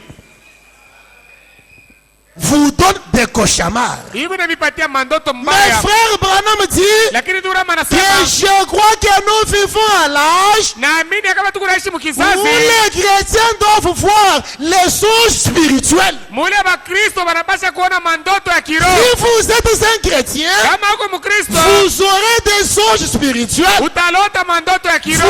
Vous aurez des visions nocturnes. Utapata maono ya usiku. Alors, Pale c'est ce qui arrive. ndio ile nafikaka.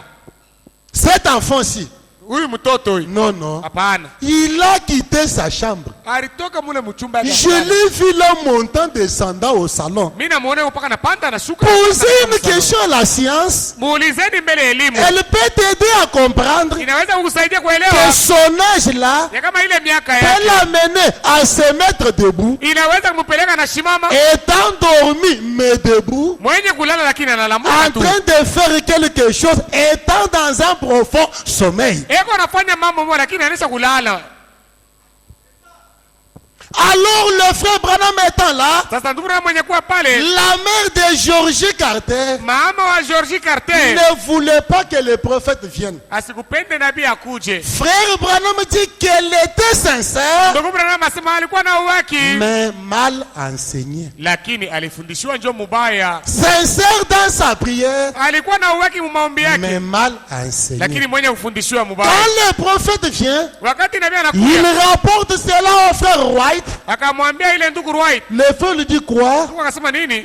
Tu veux dire, cet adossement là, Ya kama ile Georgie Carter, ya kama Georgie Carter tu dis qu'elle va vivre. unasema kama ataishi. Frère Branham dit oui. Ndugu Branham asema ndio. Non pas demain, Hapana kesho. aussitôt que j'y serai, Wakati tumitafika kule elle aura à vivre. ataishi. Quoi? Nini? Frère Branham, Ndugu Branham, dois-je vous accompagner? nimisindikize eko Ok, mzuri, allons-y. twende. Un autre prédicateur qui était là, Mhubiri mwingine yule alikuwa pale, qui avait lu l'histoire dont la femme avait été aussi guérie, ule alisomaka habari, ule mwanamke aliponaka, dit au prophète, akamwambia nabii, pourrais-je vous accompagner moi aussi? na mimi naweza kumsindikiza hako? Frère Branham dit allons. Ndugu Branham akasema twende. C'est ainsi qu'ils allèrent Nani? chez Georgie Carter. Akaenda kule kwa Georgie Carter. William Branham, William Branham, des hommes, wanaume wawili pamoja l'accompagnant. benje kumsindikiza. William Branham, William Branham des hommes, na mabwana wawili pamoja l'accompagnant. benje kumsindikiza. J'aimerais vous dire Napenda kumiambia que les dieux du ciel ya kama ule Mungu wa mbingu étaient là. alikuwa pale. Un homme, William Branham, était là. Mtu mmoja William Branham naye alikuwa hapo. Le Dieu infaillible Ule Mungu asiyeanguka était aussi là. naye alikuwa pale. William Branham William Branham était aussi là, naye alikuwa pale, accompagné de deux hommes. mwenye kusindikizwa na babwana bawili. Quand il entre dans la maison de George Carter, Wakati aliingia munyumba ya George Carter, comme il avait déjà prié sawa vile alikuwa kanisha et kuomba, avait déjà prié, alikuwa kanisha na kuomba, il ne se met pas à prier de nouveau pour George Carter. asikuombe mara ingine tena George Carter. Il lui dit, George Carter, Akamwambia sema George pour Carter, obéir à la commission qui m'a été dite, juu ya kutii kuile kazi ilipewa comme kwangu, j'étais là en train de prier, sawa vile nilikuwa kula niko naomba, je te tiens par la main, mimi nakubamba kumkono, lève-toi. shimama. Je te tiens par la main, Mimi nakubamba kumkono, lève-toi au nom du Seigneur Jésus-Christ. lamuka mujina la Bwana Yesu Kristo. Frère Branham dit, Ndugu Branham anasema non seulement pas qu'elle se leva, haina kusema alisimama tu, mais elle sauta. lakini akaruka. Non seulement pas qu'elle se leva, Haina kusema alilamuka bule, alité 9 ans et 6 mois, alikuwa mkitanda miaka 9 na miezi 6. remarquez que le prophète, Tazameni ya kama nabii obéissant à la vision céleste, mwenye kutii kuono la mbingu, akamulamusha et elle s'élève. na akashimama. Non seulement pas qu'elle se leva, Haina tu alisimama mais bule, elle sursauta. lakini akaruka. Sa mère qui pouvait entrer, Mama yake aliweza kuingia, voir la vision accomplie, anaona ile ono inatimizika, elle pouvait s'évanouir. anakauka. Sa sœur qui était là Dada yake alikuwa a pale, entendu un grand bruit, akasikia makelele kubwa, alla aussi pour voir qu'est-ce qui se naye passait. akaenda kuona nini kunafanyika. Elle trouva que Georgie Carter Akakuta kama George Carter était debout alikuwa mwenye en kusimama parfaite santé. mwafya njema. Frère Branham dit qu'elle fila sur la rue Ndugu anasema akakimbia en mbarabara, train de crier, iko nalalamika, s'étirant les cheveux. iko natokota nywele. Quoi ça? Nini ile? Georgie Carter, George Carter qui était là mourante, mwenye alikuwa pale kwa kufa, était maintenant vivante. hapa alikuwa mzima sana. Quoi ça? Nini ile? Georgie Carter George Carter était là alikuwa en pale parfaite santé. katika afya njema. Son père qui revenait aussi d'où il était parti Baba yake na alikuwa anarudia kule alikuwa a anatokea, entendu un bruit là chez lui. akasikia makelele kwake, Il s'approcha pour voir. akakaribia juu aone, Il trouva Georgie Carter akamkuta George Carter assis au piano anaweza kuikala ku piano, en train de chanter. eko naimba, En train de chanter. eko naimba. Quel avion était le cantique qu'elle jouait? Ilikuwa ni mwimbo kani alikuwa naimba, Près de la croix, garde-moi. karibu na msalaba La unichunge, fontaine précieuse, chemchemu ya dhamani gratuite et guérissante. ya bure na ya Coule du uponyaji mot calvaire. yenye kutokea Non kwa à la croix. mwenye kufia À la croix.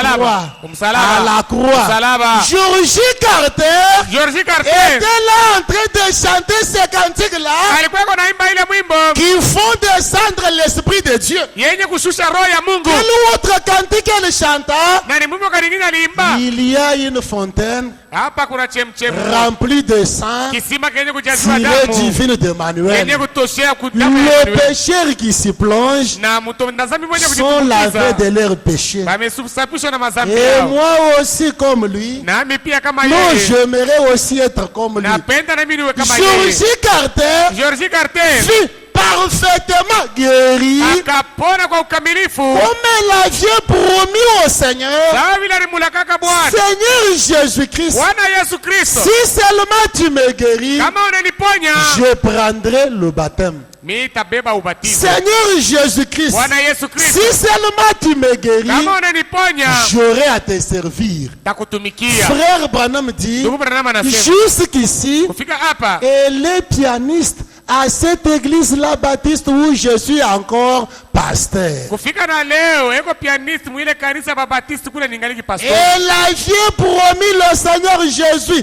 de prendre son baptême. Alimulakaka Bwana Yesu kuchukua ubatizo. Comme Jésus avait accompli sa part, Sawa vile Yesu alitimiza mambo et yake, elle aussi pouvait accomplir sa part. naye pia alipaswa kutimiza ile mwangalia yeye. Maintenant, vous qui cherchez à ce que le Seigneur vous soutienne, Sasa mwe benye kutafuta Bwana misaidie. vous qui cherchez à ce que le Seigneur vous guérisse, Nini benye kutafuta Bwana vous amiponye. qui cherchez à ce que le Seigneur réponde à votre prière, Nini benye kutafuta Bwana ajibu maombi yenu. qu'alliez-vous faire après que le Seigneur aurait manifesté sa puissance dans votre vie? Mutafanya nini wakati Bwana ataonesha uwezo wake mu maisha Que yenu? pouvez-vous dire au Seigneur? Ni nini ile mnaweza kumwambia Bwana? Oui, vous êtes là. Ndiyo mko Vous pale. voulez aussi voir la gloire de Dieu. Mungu napenda muone utukufu wa Mungu. Oui, oui. Ndiyo. Cette gloire-là n'est plus éloignée. Ile utukufu haina mbali. Vous pouvez la voir. Munaweza Parce kuipata. que vous l'aviez une fois vue. Juu mnataka kuiona kwa mara Et moja. maintenant, Sasa que promettez-vous au Seigneur? unamulaka Bwana nini?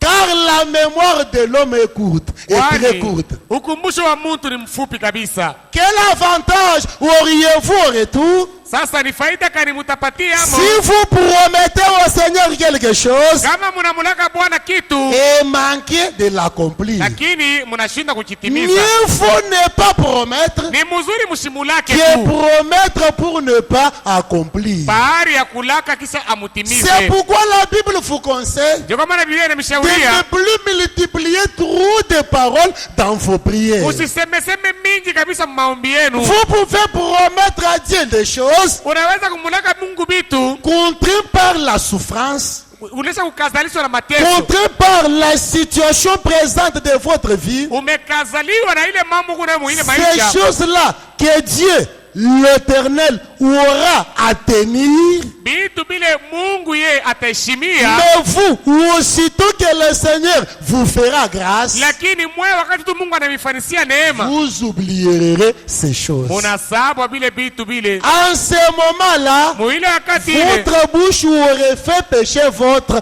corps. kinwa yenu kinatendesha mwili yenu zambi. Pourquoi laisseriez-vous votre bouche vous faire pécher de la sorte? Juu ya nini mutaacha kinwa yenu kimizuize vile? Alors nous lisons dans la prédication celui qui est en vous, Tunasoma katika mahubiri yule mwenye kwa ndani yenu du 10-11 1963, ya mwile tarehe 63 le paragraphe 258 258 jusqu'au paragraphe 261. kufika ku 261. Nous lirons ici pour pouvoir terminer. Tutasoma hapa juu ya kumaliza. William Branham dit, William Branham anasema, oh Seigneur Dieu, Bwana Mungu, je te demande d'être miséricordieux envers nous. na kulomba uwe na rehema kwetu. Et puisse chaque homme et chaque femme ici présent Hivi kila mwanaume na kila mwanamke wenye kuwa hapa qui a n'importe quel genre de maladie ou d'affliction, mwenye kuwa na aina lolote la magonjwa au maombolezo, de même que Moïse s'est jeté dans la brèche pour les gens, mpaka vile Musa aliwekaka katikati na Mungu na batu. ce soir, Magharibi ya leo je place mon cœur devant toi, Seigneur, mimi naweka moyo wangu mbele yako Bwana, avec toute la foi que j'ai, na imani yote ile niko nayo qui est à moi, yenye kuwa ndani mwangu, que tu m'as donné, ile wewe ulinipatia. je la leur donne à l'exemple de Pierre qui déclara à la porte appelée la Belle, Na bapatia sawa mfano ya Petro mwenyewe ule alisemeka ku ile mlango wenye kuitwa la Belle. ce que j'ai, je te le donne. Ile niko nayo nakupatia. Au nom de Jésus-Christ de Nazareth, Kwa jina la Yesu Kristo wa Nazareti, lève-toi et marche. lamuka na tembea. Et l'homme resta boiteux na ule mtu alibakia et pale faible quelque temps, na mzaifu wakati kidogo, mais tandis qu'on le soutenait, lakini wakati ile walikuwa wanampatia ses mkono, chevilles se fortifièrent ile mashevi yake ikapata et nguvu, il entra dans la maison de Dieu en sautant, akaingia mnyumba wa Mungu mwenye kuruka, en louant et en bénissant Dieu. eko na sifu na kubariki Mungu. Rehoboth tabernacle. Rehoboth meskani. Ici, William Branham, le prophète, Hapa William Branham nabii il demande à Dieu d'être miséricordieux. anamulomba Mungu awe wa rehema. Car vous remarquerez que Mardochée, Mutaona kama hapa Mordekai ce n'était que lorsqu'il reçut la couronne royale en or, wakati ile alipokea taji ya dhahabu, ce n'était que quand il reçut l'anneau royal, ni mpaka mwili wakati alipokea pete ya mfalme qui était la signature du roi, yenye ilikuwa saini ya mfalme, c'était alors et alors na ni sasa mwili wakati ile qu'il pouvait dire au secrétaire, jo aliweza kuambia sekretari au profit de la vie des Juifs. mufaida ya uzima ya Wayahudi. Il commença à intercéder pour ses frères Akaanza kuombea bandugu yake qu'après avoir reçu l'anneau du roi kisha yeye kupokea pete ya mfalme et la couronne d'or. na ile taji ya dhahabu. Et Moïse aussi Na Musa naye se jeta dans la brèche alijiweka mlangoni entre Dieu et le peuple, katikati ya Mungu na batu, entre Dieu et les Israélites, akajiweka katikati ya Mungu na wana wa ne Israeli, voulant pas que Dieu les détruise. asikupende Mungu abaharibu, Se mettant là, mwenye kujiweka pale, implorant le pardon du peuple. mwenye kulomba huruma juu ya batu. Oh, maintenant, William Branham lui aussi, Sasa William Branham naye pia après avoir reçu la colonne de feu, kisha kupokea nguzo la moto, après avoir reçu la visitation de cette colonne de feu, kisha kupokea kutembelewa kwa nguzo la moto, après avoir parlé avec Dieu, kisha yeye kuongea na Mungu, après être reçu du roi des rois, kisha kupokelewa na mfalme wa mfalme wa au wafalme, point où il pouvait dire, mkipimo ile aliweza hata kusema j'ai été des fois et des fois devant des monarques et des hommes élevés de la terre, mara mingi kabisa nilikuwa mbele ya batu bakubwa na bafalme ba dunia, je n'ai rien vu d'aussi comparable siyaonaka ya kulinganishwa à la communion que quelqu'un peut avoir avec Dieu. na ushirika ile mtu anaweza kuwa nayo na Mungu. Frère Branham, après avoir communié avec différents peuples, Ndugu Branham kisha yeye kushiriki na batu kwa chana chana, différentes nations, mataifa ya chana il chana, comprend qu'il n'y a rien de pareil. anaelewa kama hakuna kitu cha kufanana na ile, Et maintenant, na sasa il se met dans la brèche, anajiweka katikati, intercédant pour toi et pour moi. mwenye kukuombea wewe na mie, Intercédant pour toi et pour moi. mwenye kukuombea wewe na mie. De quelle manière, quel exemple se sert-il en intercédant? Na ni munamna ya kusema ni mfano kwa naribiba wakati alikuwa kunaomba, Il prend l'exemple de Pierre à la porte appelée la Belle, anabeba mfano ya Petro kwa ile mlango wenye kuitwa Label, qui trouva là un extropié alipataka pale kiwete moja dont qui dépendait des aumônes des gens. mwenye alikuwa anaangaliwa na kulomba ile fedha walikuwa wanampatia batu. Pierre lui dit, Petro akamwambia, je n'ai ni or ni argent, sina na dhahabu au fedha, mais ce que j'ai, je te donne. lakini ile niko nayo mimi Au nakupatia. nom de Jésus-Christ de Nazareth, Kwa jina la Yesu Kristo wa Nazareti, lève-toi et marche. lamuka na tembea. Non pas lève-toi et sois stationnaire, Hapana, shimama na bakia paka pale, mais lakini lève-toi et marche. shimama na tembea. Or, marcher veut dire quoi? Japo kutembea ni kusema nini? Mettre un pas après l'autre. Kuweka hatua moja kisha unafuatisha ingine. Marcher veut dire quoi? Kutembea maana yake ni kusema nini? Marcher veut dire prospérer. Maana yake ni kusema kustawi. Lève-toi Shimama et marche. na tembea Lève-toi Simama et prospère. na ustawi. Frère Branham dit, Ndugu Branham anasema cet homme-là resta faible quelques instants, ule bwana ule alibaki mdhaifu wakati kitu mais kidogo, comme on pouvait le soutenir, bali vile waliweza kumsaidia ses chevilles devinrent fermes, na mashevi yake ikakuwa alipata non nguvu. seulement pas qu'il marcha, Haina alitembea tu mais bure, il s'est mis à courir. akaanza na kukimbia. Courant où? Ewe kimbia Là dans la maison de Dieu, nyumba ya Mungu, glorifiant le Seigneur. mwenye kutukuza Bwana. Non pas courant dans le monde, Hapana mwenye kutembea dans mdunia, des bars, mumabaa,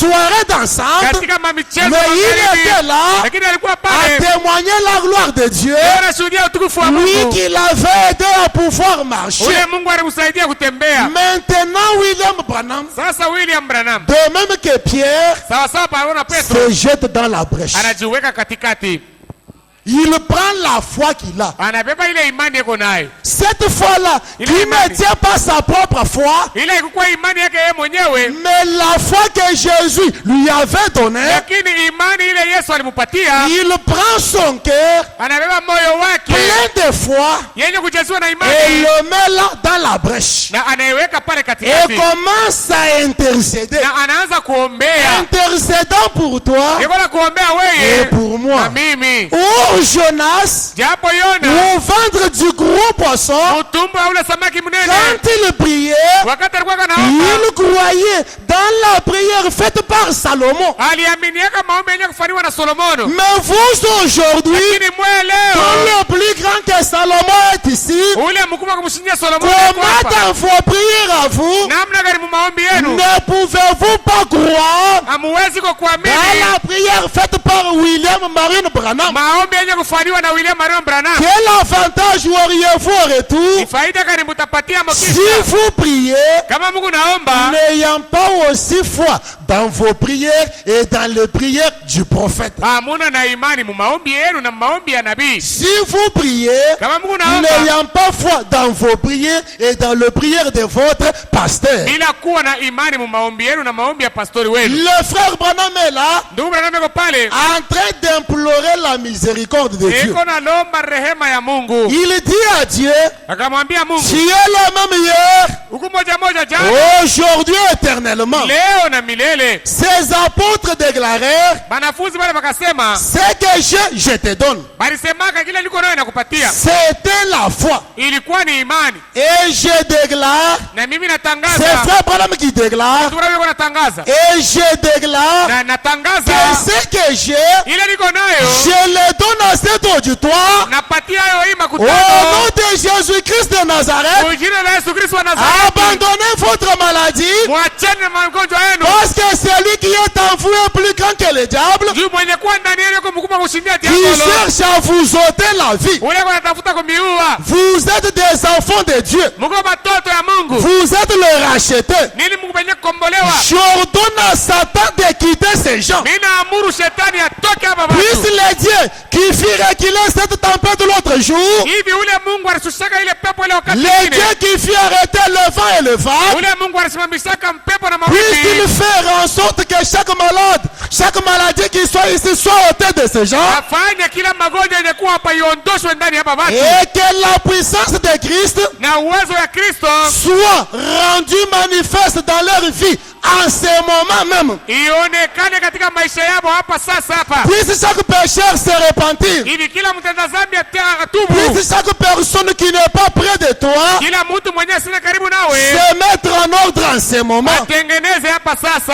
Et puisse-t-il en être ainsi Na sawa vile viko vile au nom de Jésus-Christ. mujina la Yesu Kristo. Moi, Mimi en tant que votre pasteur, kama pastori wenu, votre frère, ndugu yenu, avec toute la foi que j'ai, na imani yote ile niko nayo, j'ai demandé à Dieu de la placer en vous. nilimulomba Mungu aiweke ndani yenu. Je crois que je reçois ce que j'ai demandé. Naamini kama niko napokea ile nalomba. Maintenant, Sasa si vous le croyez avec moi, kama mnaiamini pamoja nami avec toute la foi que j'ai, na imani yote ile niko nayo, je vous l'accorde à cet instant. na mipatia hayo hapa sasa. Et maintenant, Na sasa au nom de Jésus-Christ, mujina la Yesu Kristo, le Fils de Dieu, mwana wa Mungu, renoncez à votre affliction, mwacheni na ile mateso yenu, renoncez à votre maladie, mukatale magonjwa et yenu, dites-lui na ambia ile magonjwa qu'il doit partir. unapaswa kutoka. Parce que vous avez votre foi,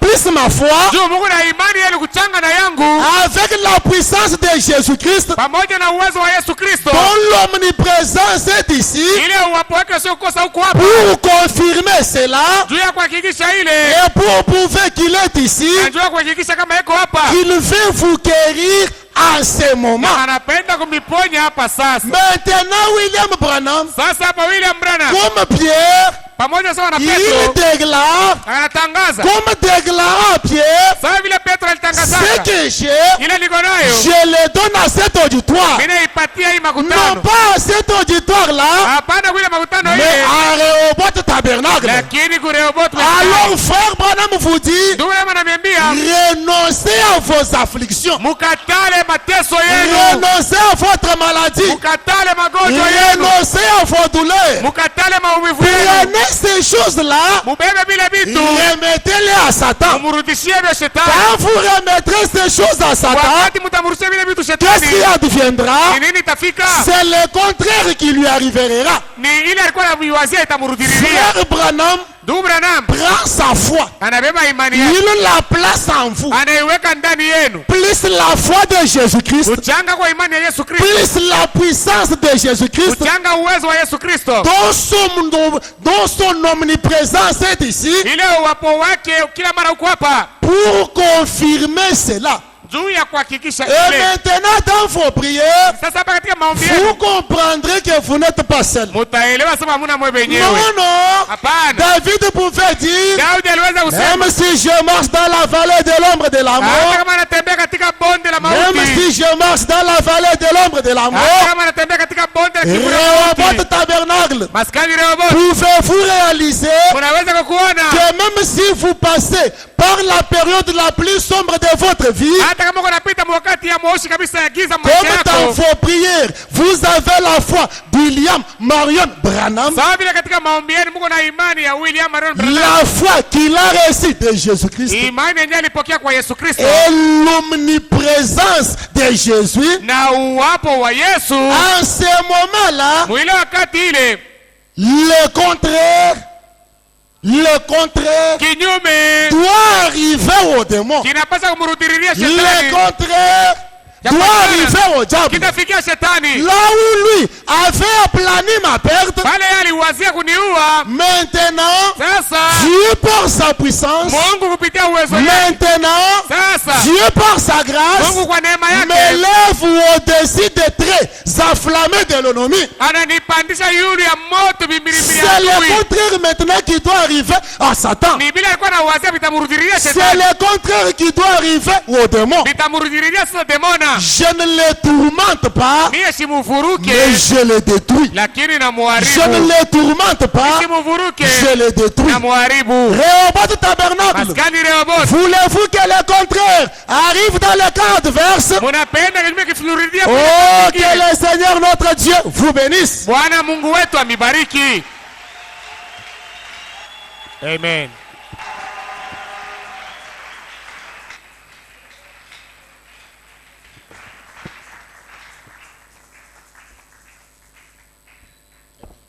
Mettons-nous debout. Tusimame.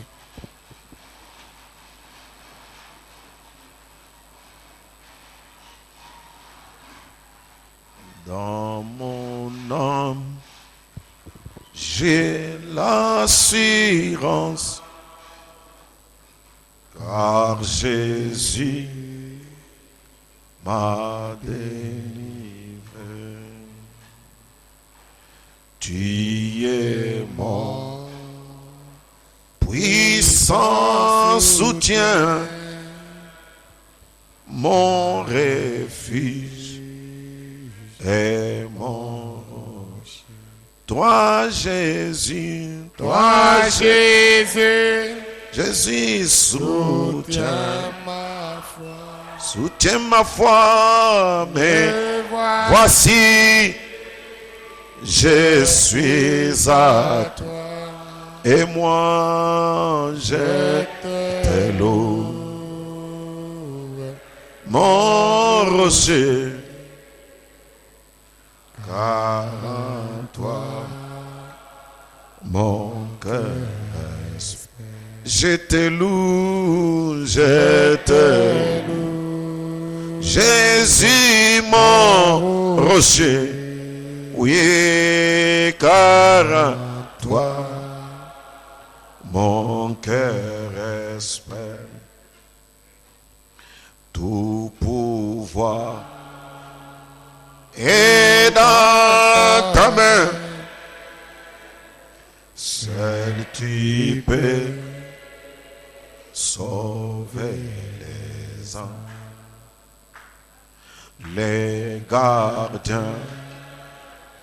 de tout mon cœur.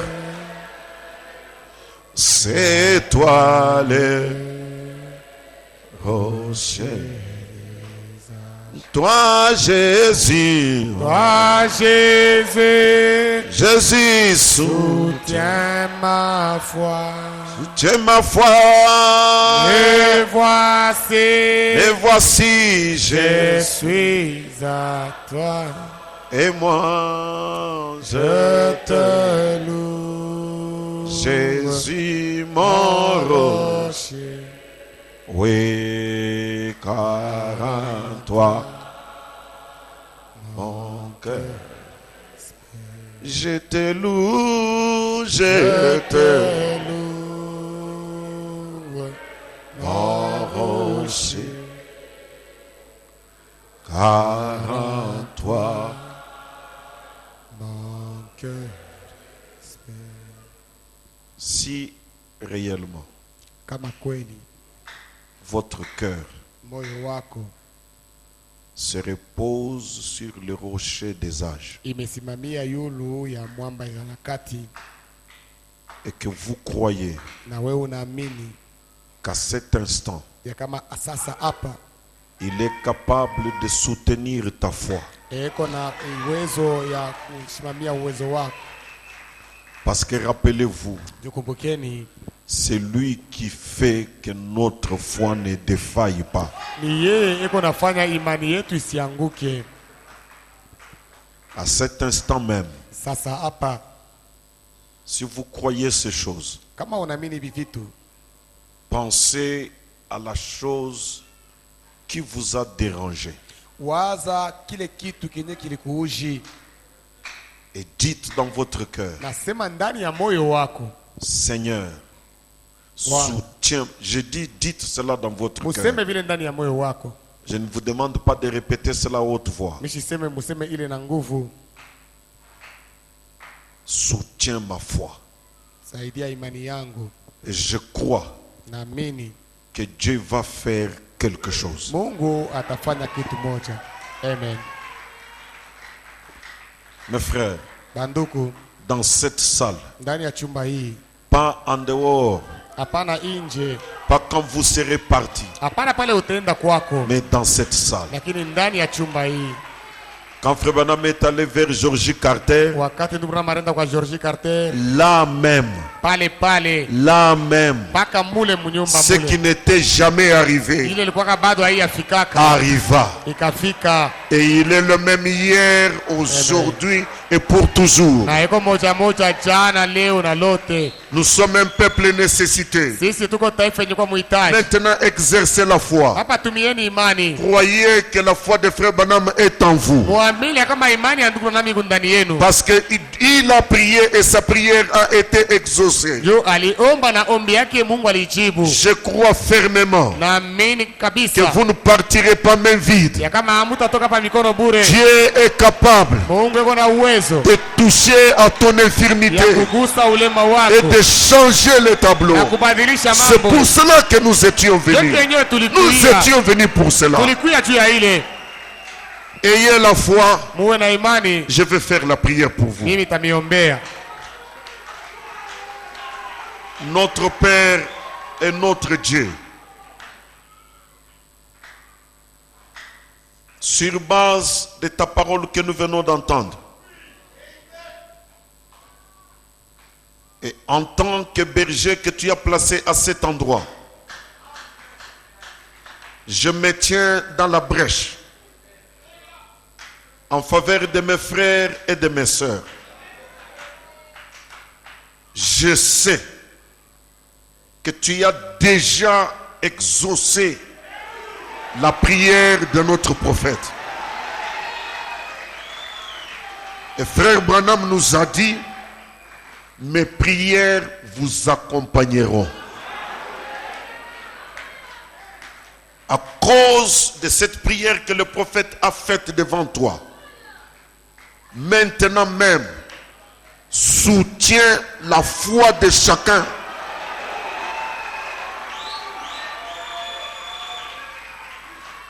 Que tout un chacun sente dans son cœur qu'il y a un réconfort,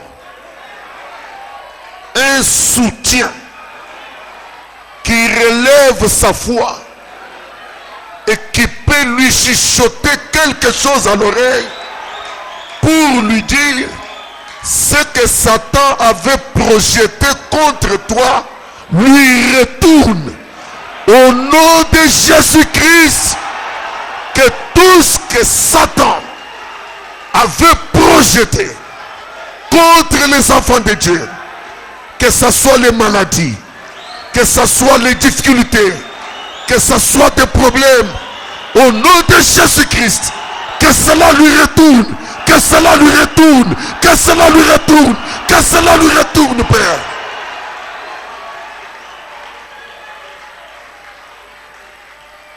Je voudrais te rappeler, Seigneur,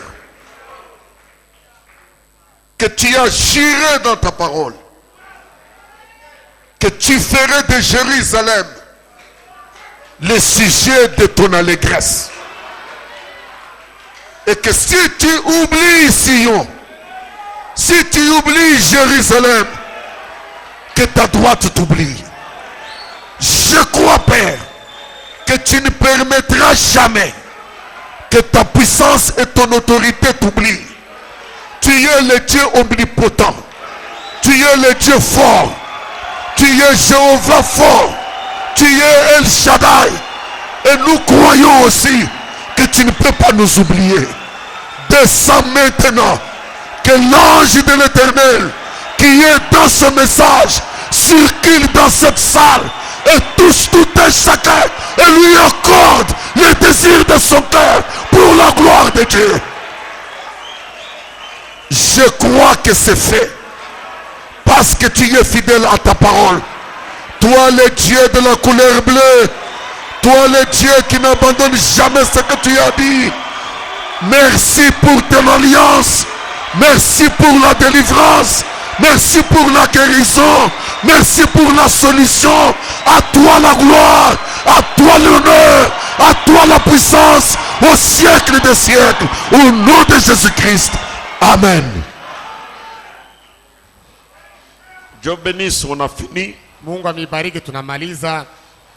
Si c'est la volonté du Père, on va se retrouver dimanche. Kama ni mapenzi ambayo tutaonana mjuma. Vous pouvez saluer votre voisin. Mnaweza kukulamkia mwenye kwa pembeni yenu. Lui serrer une main chaude. Umpatie kwa mkono ya moto. Et dis-lui, na umwambie, tu as reçu ce que tu as désiré. Unapokea kile wewe unataka. Dieu est capable de faire ça, mes frères. Mungu yuko na uwezo wa kufanya ile banduku. C'est un problème de foi. Ni mambo ya imani. Dieu est capable. Mungu yuko na ile uwezo. Allez en paix au nom du Seigneur. Endeni musalama mjina la À Bwana. dimanche matin. Kwa kuonana mjuma asubuhi.